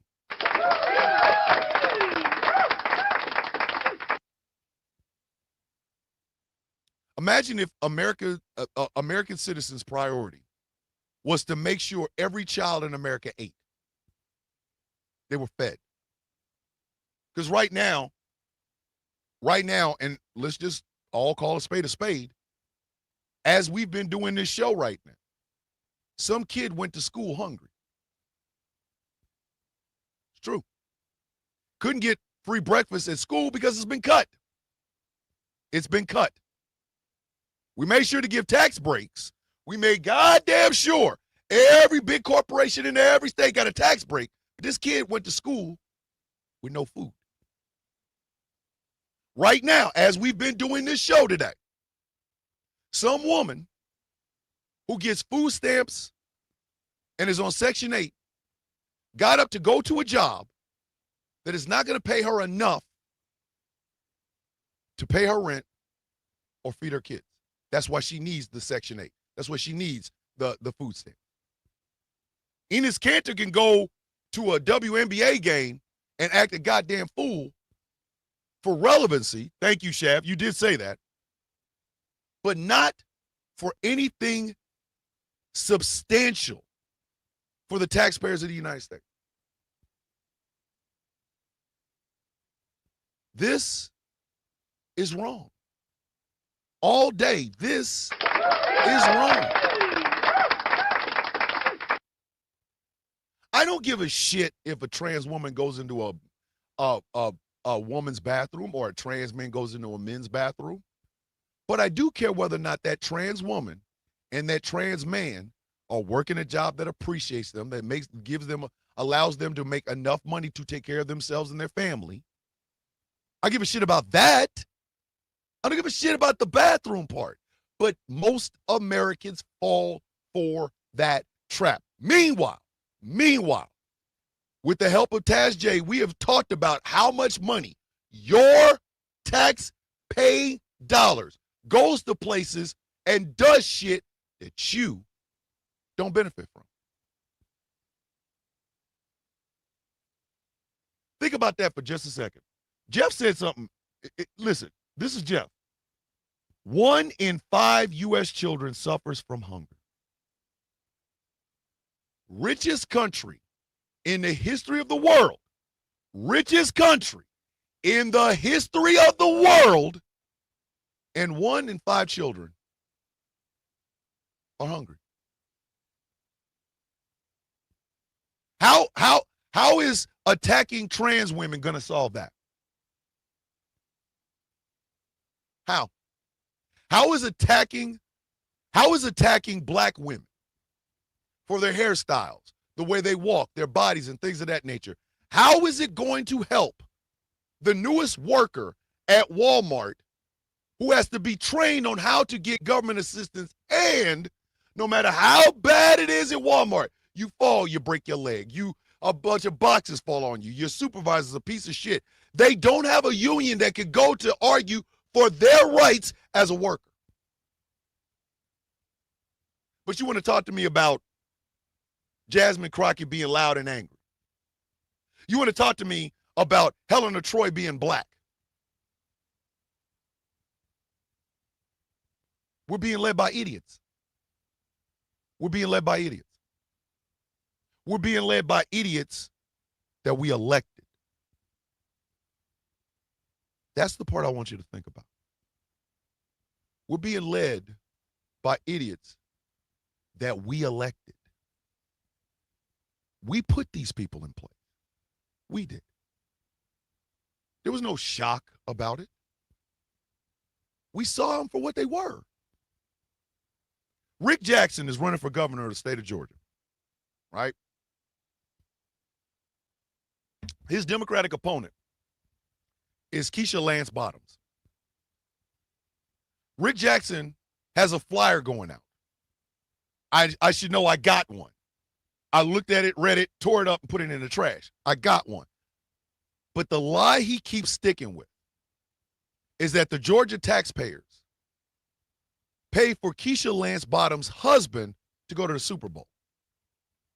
This lie was so prevalent and so much bullshit that Keisha Lance Bottoms went directly to Rick Jackson, looked him in the face, and told him, you are out here with a lie about my husband.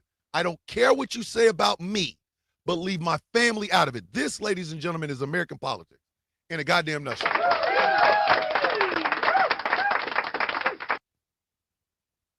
These are our, thank you. Who is it? Edo. These are our employees.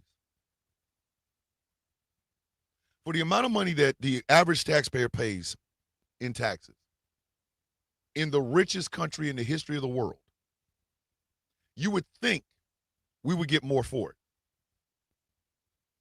You would think we should get more for it, but we don't. Real quick, because I'm trying to keep up in the comment section, but there are a couple of comments. We can get better as a society, but I know y'all not gonna like to hear this. Nobody has been lied to. Nobody. It's not that people aren't paying attention. They don't want to change anything. They're not being deceived. They're not being manipulated. People aren't voting against their best interest. They're voting against you. They don't like you. They are willing to suffer as long as they believe you suffer more.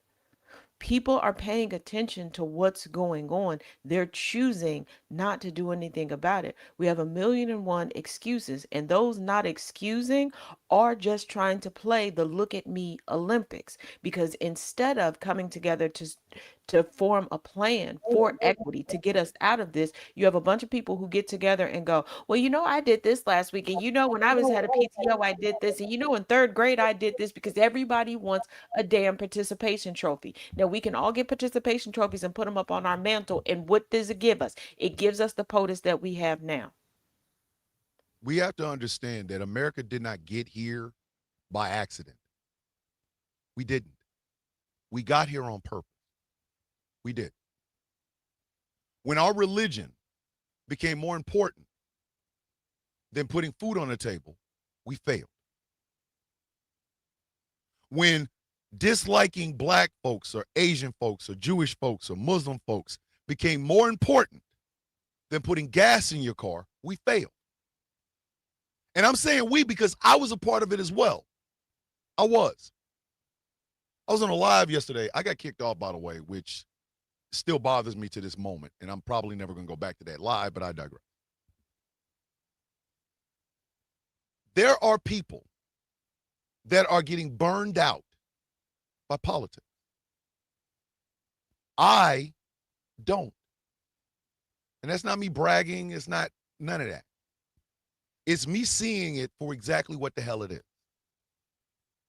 Don't give me boilerplate bullshit. The reason I have a problem with far leftists, hey, Chef, be safe on them roads, brother. Be safe on them roads. We will see you in the morning, Mr. Hey, Chef, you got one of them crispy beards too. Hey, Chaos. Chef got a crispy beard. His beard crispy as hell. Chaos had to work last night, and he had to work extra hours. So he is knocked the fuck out. Hey, sorry for the no word. Make sure you tell him, Chef got a crispy beard. His beard crispy as shit. First of all, my house is peaceful, and it's gonna stay that way. I'm not about to tell that man somebody else got a crispy beard. Are you crazy? I'm a good wife, Savannah.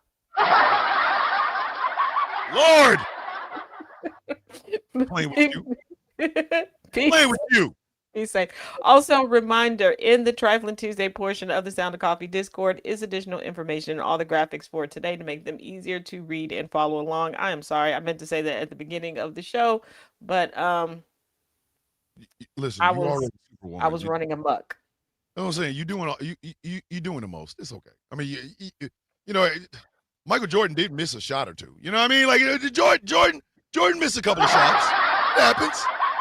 No, but there's some questions in the chat that I'm trying to get to, and I'm like, oh, it's answered, but it's over in the Discord. So I'm not ignoring anybody. I got y'all. Just a lot of it's already over in the Discord. So Yeah, there you go. she moving at the speed of light. Just let her cook. But we didn't get here by accident. We didn't. We did not become an uneducated populace by accident. That was on purpose. We did not get caught up in wedge issue bullshit by accident. That's on purpose. The one thing that I have been able to do, because once again, I started deconstructing who I was and what I was January 26th of 2021, the day after I got out of the military. And one of the things that I realized is, yes, I am part of that problem. I am. Be the first person to say it. I'm very angry. I use a lot of profanity. I am a blunt instrument, which is why you will never see me on CNN. You'll never see me on MS Now. And Don Lemon would never talk to me. He would never have me on his show to talk to him. It wouldn't happen. But I say all that to say this. Just because you know you're in a problem does not mean you can't solve a problem. I'm going to say that again. Just because you know you're in a problem does not mean that you can't solve a problem. You can solve it. MS Now, maybe. But like CNN, you're not putting me next to Scott Jennings. You're not going to do it. I would light Scott Jennings' ass up. But again, ladies and gentlemen, I want you to think about this as hard as you've ever thought about anything else in your life. When you hire somebody to do a job and they don't do it, what do you do with them?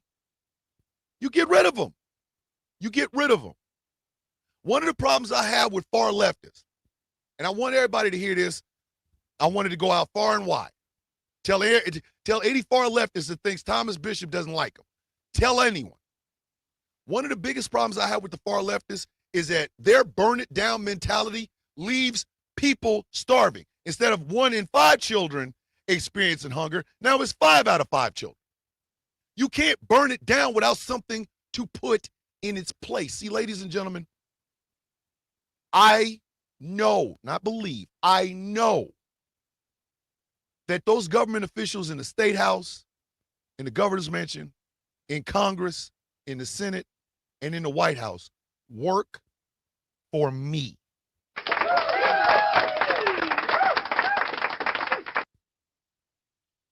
They don't work for AIPAC.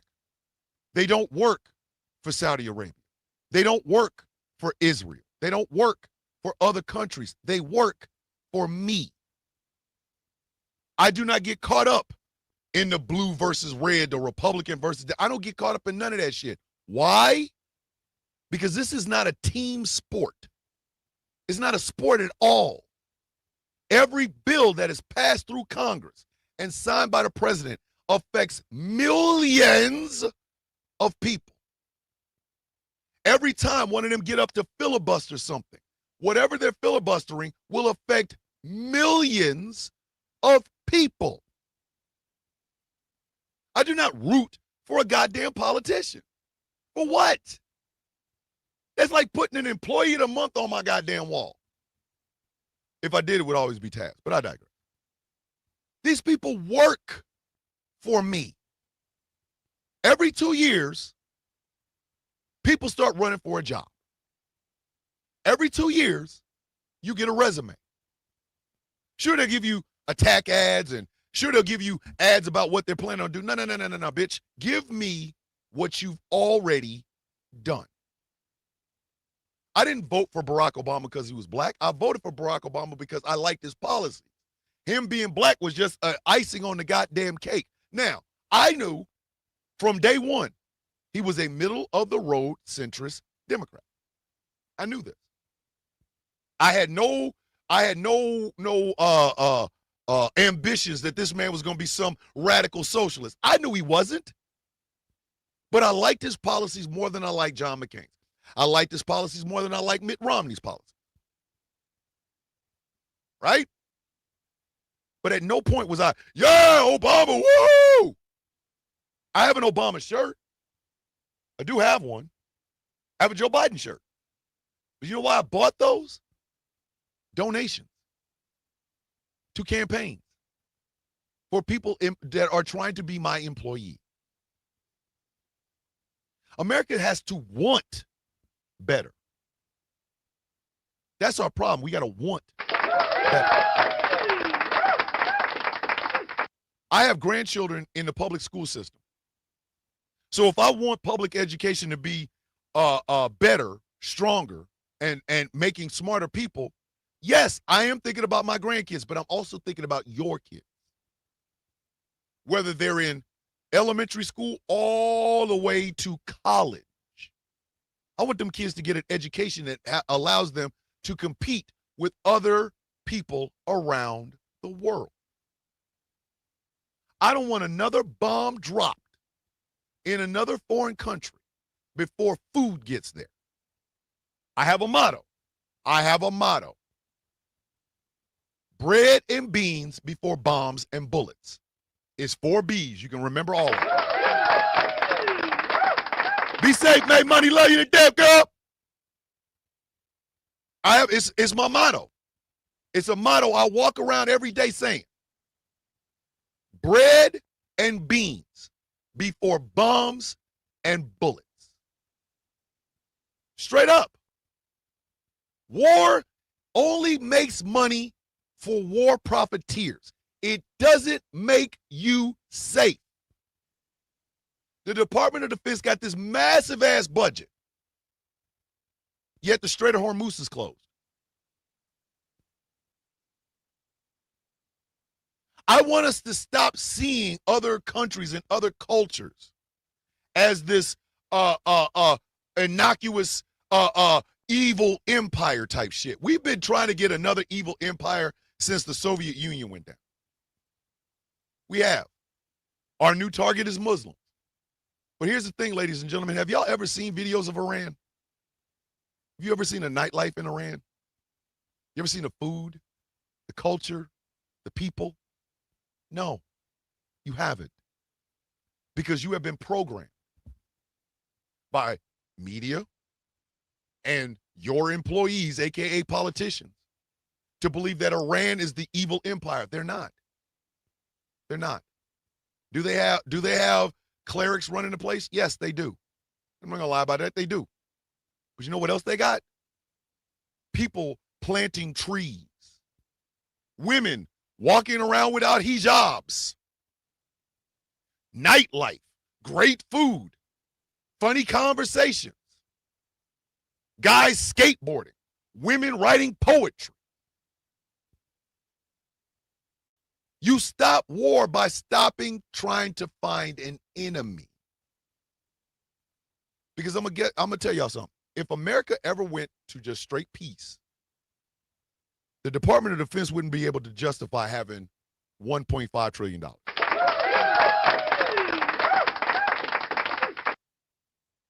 They wouldn't. Right now, the Department of Defense is sucking all of our money out. And everything tangential to them is sucking money out. Your money. The shit that comes out of your pocket into the government. Why would you try peace when you can literally keep war going and making profits? Do you know there are certain defense companies whose only profits come from government whatchamacallits? Government contracts? I think it was Raytheon. I think it was Raytheon. Raytheon's only profit margin came from government contracts. I think it was Raytheon. I'm not sure. Might have been Raytheon or McDonnell Douglas. One of the two. Their only profits come from government contracts. So rather than that money going to you to better your life, It's going to defense contractors. It's going to hedge fund managers. It's going to stock traders. How many of you got bad credit right now? Raise your hand. How many of y'all got really, I'm not saying piss poor down at the bottom. I'm saying how many of y'all got bad credit right now? How many? I do. I'm going to sit here and lie about it. I do. I can't walk into a bank and get a loan. Not even a small business loan.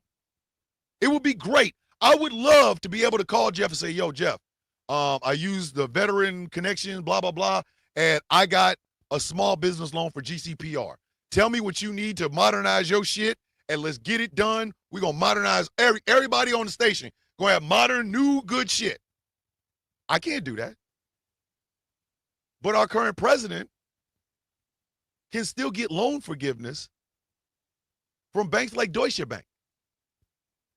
His credit should be worse than all of us. This man has went bankrupt 6 times. 6.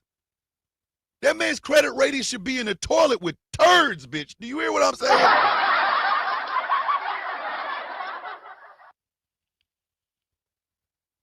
He gets loan forgiveness. Does he not? Does he not? The average American cannot walk into a bank right now and get a loan. Banks play with your money on the stock market. That's why we went from employer-based retirement plans to 401ks, which are then played with on the stock market. And again, I want you to think about this. What exactly are you getting for your election? E, over in the UK, answer me this question. E, what are you getting from the Tories and Labor? What are you getting out of it? Mind you, these people come to you for election. Please hire me for this job. But what exactly are you getting out of it? What you getting? And that, ladies and gentlemen, is my point. We bailed out the banks during the 2008 stock market crash to the tune of $717.8 billion. No, $717.8 billion. We bailed out Wall Street, but we didn't bail out Main Street. We could have better, but the American citizenry have to want better, just like Taz said. You know, but some people just don't care. There will be lives going on TikTok today, where hardcore 3-time Trump supporters will come in and talk about women, men and women's sports. They'll talk about abortions. They'll talk about gay this and trans that, but they will not talk about any economics. It's not that they can, it's that they can't. They're not that goddamn intelligent. And again, this is by design. Everything I am telling you, everything I have been telling you on this show for 2.5 goddamn hours, all of this is by design. I love using AI. I love using AI, right? I don't like data centers. There is a data center being built in East Dublin right now, which is going to F up the power grid for all of East Dublin, all of us are going to have to suffer for. Georgia Power took out a loan that doesn't mature until 2028, in which case the cost will be sent to you. We have solar panels sitting on our house right now, but we can't use them because the company that did the solar panels went bankrupt and didn't tell anybody. So I got all this equipment on the top of my goddamn house. We were waiting for 2 batteries. We ain't going to get them. This is by design. So whether you live in the UK or you live in the United States, something must become quite apparent to you. And that is this. You can fight every wedge issue that comes up. You can get mad at J.K. Rowling because she don't like trans people. You can get mad at goddamn black folk. You can continue to say y'all got this BET, HBCUs and shit like that, but that is not putting food on your table. None of it is. Look at your education. I graduated something like 40 years ago. 1990, yeah, 40 years ago. I learned more outside of high school than I did in. I told y'all, I was an autistic, hyperactive kid that could read. I could outread everybody in my goddamn elementary school. So I learned more outside of school than I did in. That was by design. That was by design. Ask yourself this question. How come you could take calculus and trigonometry and shit, but you can't take basic finance classes in high school? Why is that?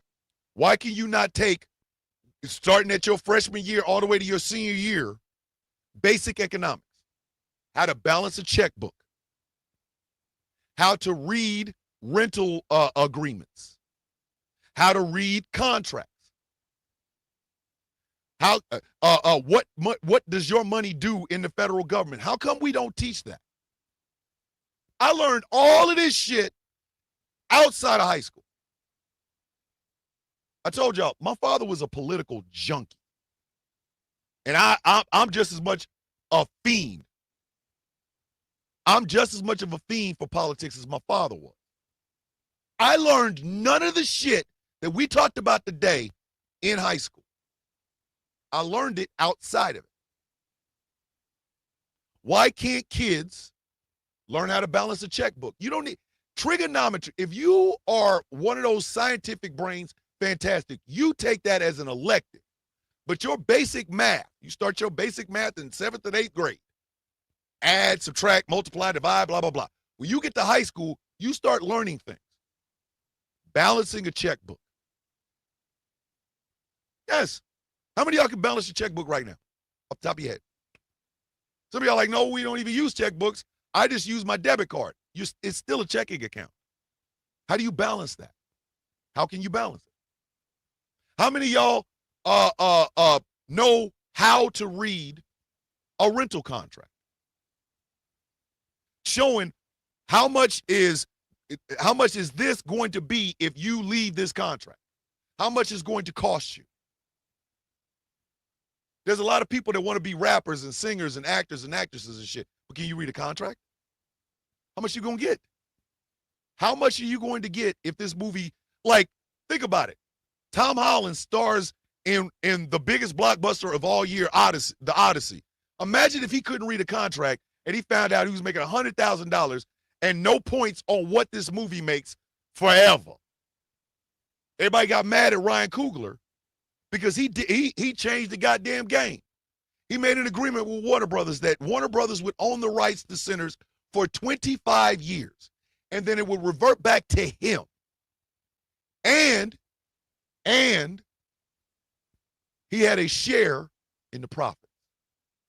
And that movie went on to win Oscars. Basic financial literacy is not something we teach in America. We don't. It's why we have so many people that are so ignorant and so bold. I hate that shit. Because at the end of the day, ladies and gentlemen, this is our money. The thing we need to sustain ourselves in life. I wish it didn't cost. I genuinely do. I really wish it didn't cost. But it does. We got to pay it. You want food, you got to pay for it. You want a house, you got to pay for it. You want a car, you got to pay for it. You want to put gas in that car, you got to pay for it. Insurance, you got to pay for it. You got to pay for it. But that doesn't mean that you just watch as your money goes floating out the goddamn window so that some mass ICE agent that looks like the Gestapo can wear shock gloves to shock people. This is why we don't understand history. The history of the country is a capitalistic nature. It's not Christian. America is a capitalist country. They believe in the idea of the rich getting richer and the poor getting absolutely nothing. That is ingrained in the goddamn Constitution. I love when people try to go back to slavery. You want to go back there? Cool. Then let's go. Let's talk about the fact that in addition to being a goddamn atrocity, enslavement was also about the profit margin. That's why certain banks took slaves as collateral on loans to plantation owners. Don't believe me? Look it up.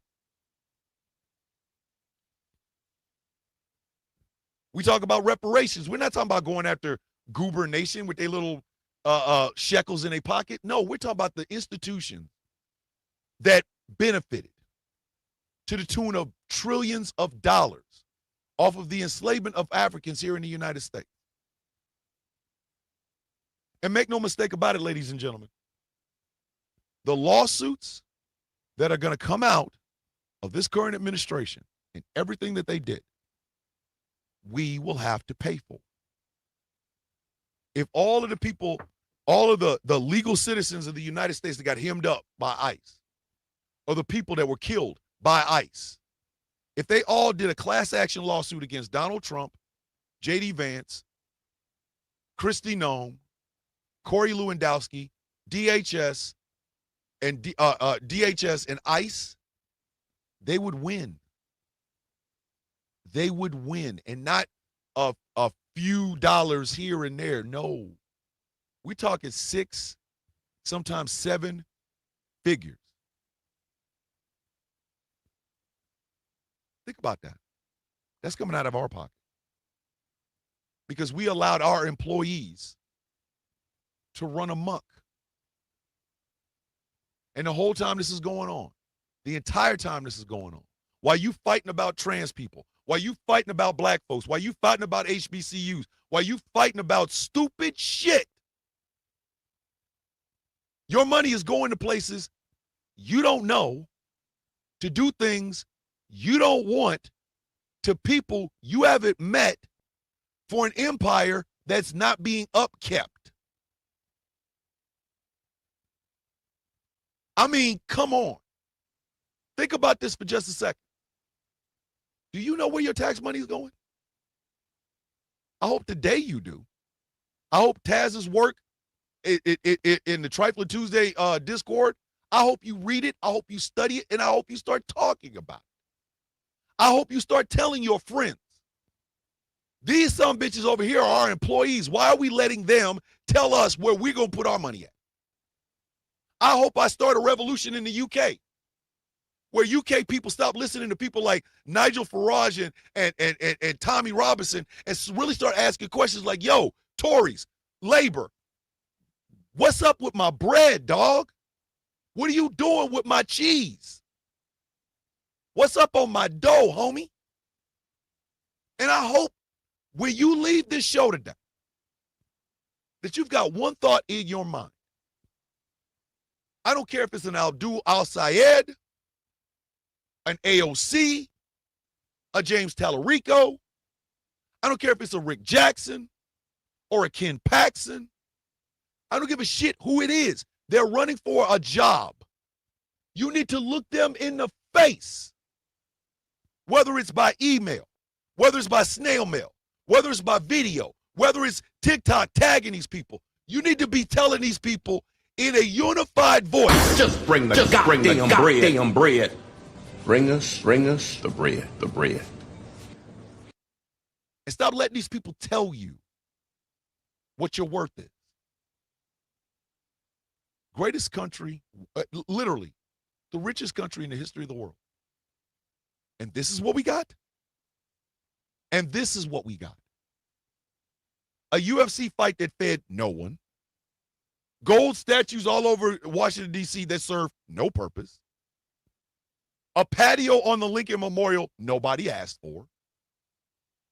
a taxpayer-funded ballroom none of us will ever get in, a helipad we'll never fly on, in a house we pay for by employees we hired. Again, you should have one thought in your mind. Just bring the goddamn bread. Bring us the bread, the bread. Bring us the goddamn bread.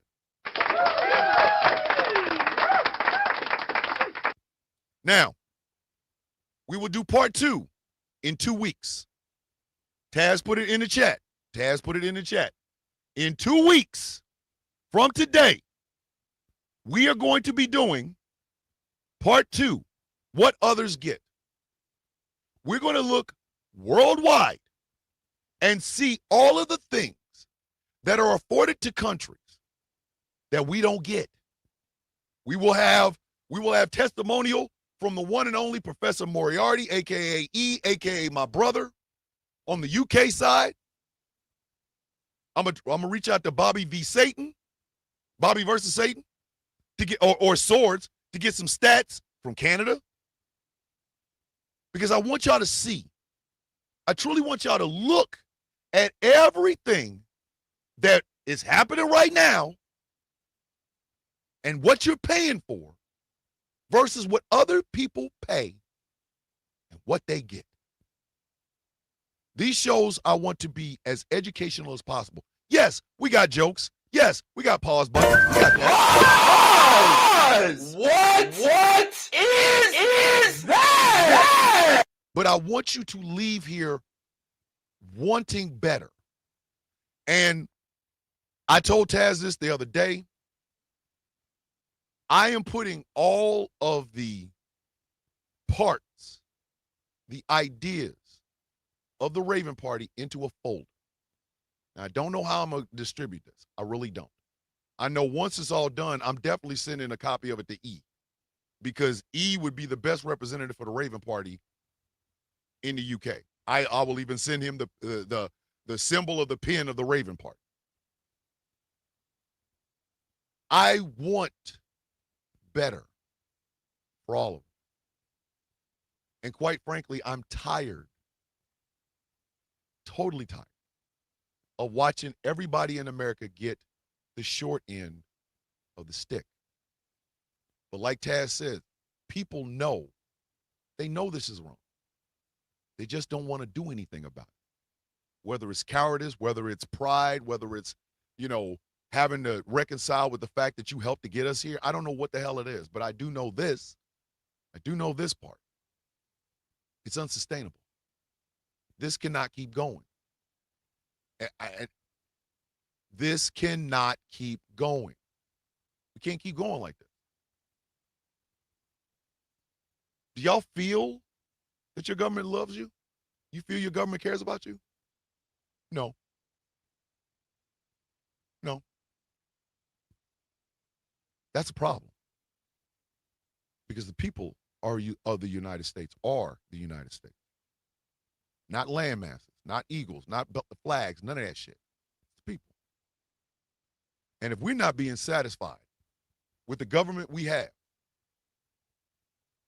maybe it's time to change it.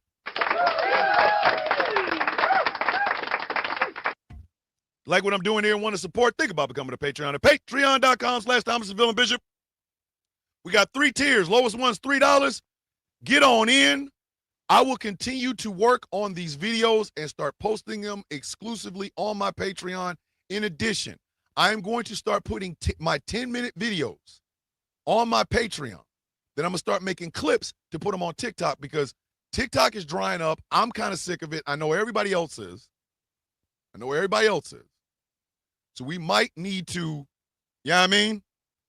start finding different ways to connect. Patreon.com/ThomasVilleandBishop. I'm going to reach out to Something Black Made, W Energy. I don't have to reach out to Melanated Excellence. I know the owner.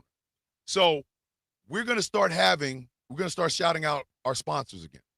I know a lot of y'all missed the sponsors. I'm going to start reaching out to them so we can start promoting them. But for right now, the Sound of Coffee shop is open. It's running. It's piping. I kind of scared Taz this morning with listening to Belle Biv DeVoe's Something in Your Eyes. And she talked about that's pink eye. That ain't pink eye, woman. That's lust. What are you talking about? Pink eye. She said pink eye. First of all, I didn't say pink eye. I said that's an eye infection. He's in the talk about it's something in my eye. Yeah. You missed the mark and you gave that lady pink eye. You infected her, sir. You know, You didn't wash properly. see what I'm saying?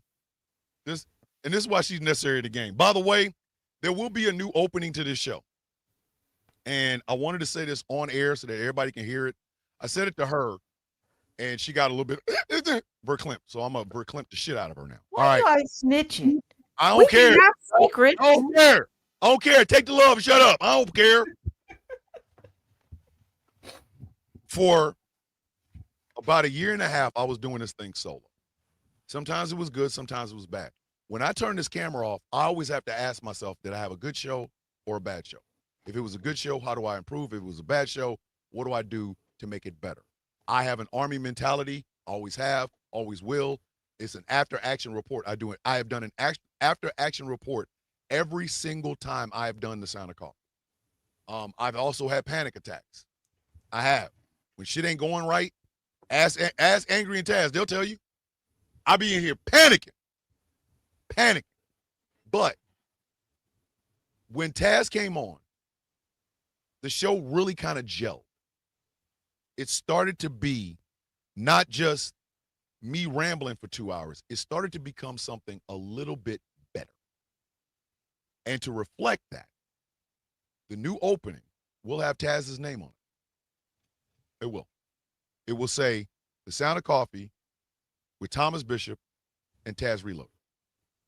And it's only appropriate because she made the show better. Sorry. There. One more thing before I go, and I want to address this directly. Hold on, you missed one. For GCPR merch, you can go to ghost-claw-productions.preview.teespring.com. If you can see us, it is going across the top of the screen, but there is GCPR merch. Some of your favorite sayings you can find over there today. Yeah, she's working on it. But before I go, I want to address my brother E right quick. Just call this a thing.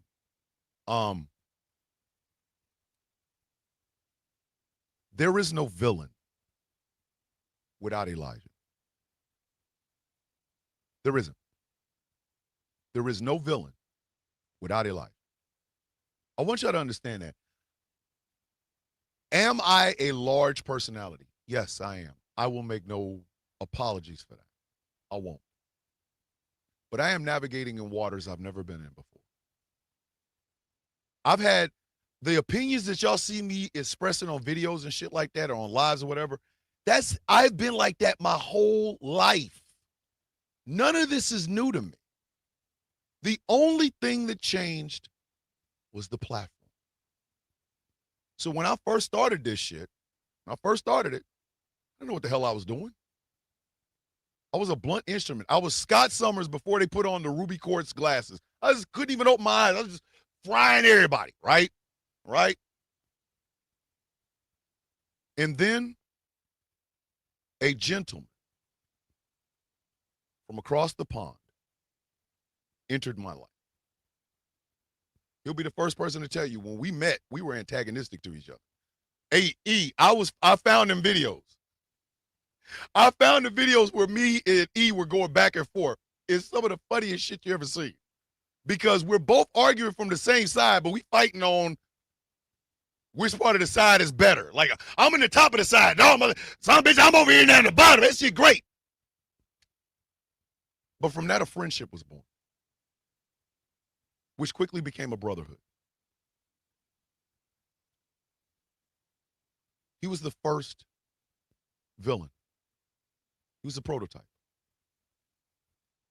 I was kind of envious of him. Kind of still am, by the way. Because no matter how boisterous or arrogant or narcissistic I can be, I don't have the voice that he does. I don't have the years of being out there trying to help people that he does. My job was to defend him. I talked to him. What? Wait, whoa. I didn't know that was part of the package. I got to talk to him too? But he did. He was a prototype. We are a combination of each other. If you really want to be honest about it, Elijah and I are a combination of each other. Born a month apart, born 1 month apart, but we are identical. If you really want to be honest about it, we're identical. He sees the world the same way I do. I see the world the same way he does. That's where a brotherhood was born. And from that brotherhood sprung not one, but two incredible organizations populated with people who we don't just come from the wrong side of the tracks, we are the wrong side of the track.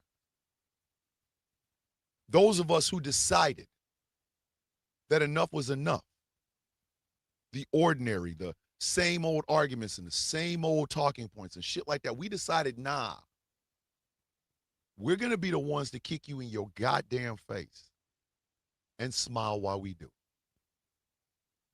I started to put the structure of the Villains Guild together because I didn't like the loosey-goosey thing. But the other aspect of it was the guild did need a leader. It did. It needed somebody to be the face of this bitch. One of the first conversations we had when him and I started to plan this thing out was, we need a leader. You need a leader. And I was like, the fuck I do? No, I don't. Not because I couldn't, but because I was afraid to. But even in that, Elijah taught me. He taught me that sometimes being afraid of something means you're the best person for it. I know it doesn't, I don't say it a lot. That's my dad in me. Not saying these things out loud enough. Yes, I give Taz all the flowers in the world. Not because I'm kissing her ass, but because she deserves them. I joke with Angry all the time. Not out of a bullying thing, but because I love the hell out of the guy. I give Gambit shit. Not because I hate him, but because I love him so damn much and I am inspired by him. Elijah is the one that made that. You understand what I'm trying to tell you? He helped to make that. He did. My little brother, Rocky, well, I can't even call him my little brother. I told him I stopped doing that after he turned 21. But my brother, Rocky, is somebody that I look up to. I always say he's the best man I've ever known. And he is, bar none. I say often my brother is a better man than me, and it's true. He is a better man. I never had a twin brother. I never did. I never had somebody that I looked at as a twin. Somebody who we got these little inside jokes. Me and Rocky got them. Just little inside jokes. We say some shit. Elijah is that to me. He is. He is literally an invaluable part of my life. He truly is. I would not trade him for anything. And even sitting here right now, knowing my voice is louder, my words hit harder, I won't say I'm funnier. I don't know about that. Even with knowing all of that, Elijah still beats me. Still. Because where I am the one that will give you the voice, he will give you the action. It is a left seat, right seat thing with the two of them. There is no such thing as he's lower than me. Never. Never. He is the field commander of the guild. He's also the second, which is like the executive officer. But that's only in rank structure. In life, I have called him rebirth, which has made me destruction. I tear everything up. He comes back and plants a new thing. I need him to hear this. I need him to hear this, and I need him to look me in the face when I say it. I could not ask for a better man, or a better friend, or a better brother. I couldn't. I love you more than you will ever truly understand. I admire you more than probably there are very few men that I do. You are one of them. And above all else, I look up to you. You make me want to be a better man every day, every single day. I don't ever want you to forget that. I don't ever want you to think otherwise. Regardless of what anybody else says to you, I'm saying, and you know you can always ask me, you can always talk to me, you can always say, Thomas is this, that, and the third, and I will say this to you again. I love you more than words can say. I admire the strength of your character, and above all else, I look up to you. I sincerely, from the bottom of my heart, want to thank you. I genuinely want to thank you for being my gentleman villain and teaching me how to be a better villain myself. I love you, E. Please remember that. Here comes this weak ass applause.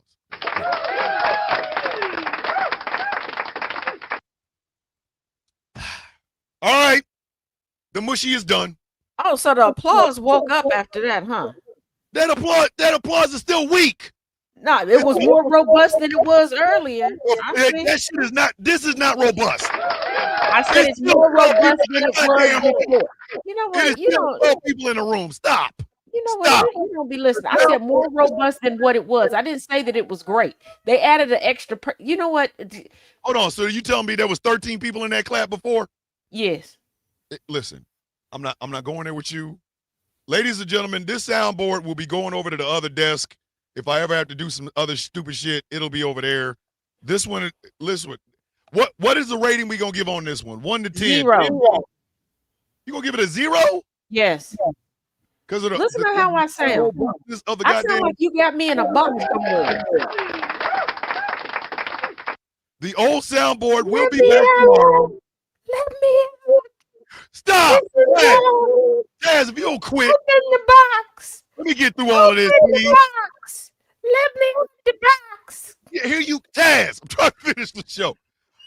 Dragon gave out the best advice. Please look up your representatives and whichever one you think is your best interest at heart. Give them a call and make sure they do. Remember, a little act of kindness does a world of good. Local elections matter, kids. Remember that. Don't just focus on this big shit. Focus on the small shit as well. Be limitless. I love you, who you are, exactly as you are. I'm so effing proud of you. Today, show up as the person you want to be. Everything you need is already in you. I am here no matter what, when, or why. That is the inspirational word from Miss Taro Gwen. Be kind and show as much love to others as possible because you never know what someone is going through. You are loved. You are respected. You are admired. You matter, and you are valid. That is the SDL Blue Drop. As always, hydrate, elevate, self-love, and self-care. I love you all. Have a beautiful day on purpose. The good word from Miss Tricina. I hope everyone has a wonderful day. I love y'all, and be safe. Thank you for the show this morning. The honor belongs to the two of us, Miss Lyles. That is the Miss Lyles love affair. Y'all tell Thomas to let me out the box. Ladies and gentlemen, the soundboard will be changed out. We will have old reliable here tomorrow. Okay, just everybody give me some grace. Give me some grace. I was trying out something new. We got a lot of echoes and some piss poor applause. It'll be gone by tomorrow. What is it? In the box. And Taz will be out of the box, I promise you. What is it that we say every day, kids? May your day be as sweet as the coffee in your cup. Ladies and gentlemen, boys and girls, children of all ages, good morning, Mr. and Mrs. America, and all the ships at sea. My name is Thomas Bishop. I am known as the villain. My title and designation is the Brulist, the leader of the Villains Guild, a proud, upstanding member of the Outcast Nation. And I can't even play any goddamn music on this bitch. This is ridiculous. Yeah, this soundboard got to go. And this has been a hopefully educational, trifling-ass Tuesday episode of The Sound of Coffee on Ghost Call Productions Radio, GCPR, where every voice matters. 3:30 p.m. Eastern Standard Time. It is the Taz Affair. With the one, the only, the woman that sells all of the records, Miss Taz J. Smell the truth. What does this say? I need all of this. I need to know, what did you just put here? What is this? What is this? What? No, for real though. Huh? Blow that up. Wake up and smell the truth. Wake up and smell the truth. Okay. I thought it said behind the bean, smell the truth. I was about to go listen. If Jesus Christ! I wouldn't put that up there. Not this early in the morning. If you behind the bean and smelling the truth, like, come on, man. Now, would I possibly put that up there later this afternoon? Yes, but not first thing in the morning. 3:30 p.m. Eastern Standard Time on these GCPR airwaves. I love every single one of you. I'm proud of you. I'm proud to know you. Proud to have you as a part of this show. Once again, this ain't my show. It's ours. Enjoy your day. Be safe. I'll see you in the morning. As always, with love in my heart, I say this. With peace on my mind, I give this. Annabelle, take a step back. Oh, God, he's so sexy. Jesus. And just a tad bit of hair grease. I'll see you all in the morning. Peace. Hey, I love you. You better not ever forget it. And remember, I just think y'all all right. And Taz thinks you're just peachy. You're the keen. bee's knees. You're just peachy keen, bastards. No, they're the bee's knees. Good night. I'll see y'all tomorrow. Why Wednesday confessionals? Oh, we got some nasty ones in the morning. See y'all tomorrow.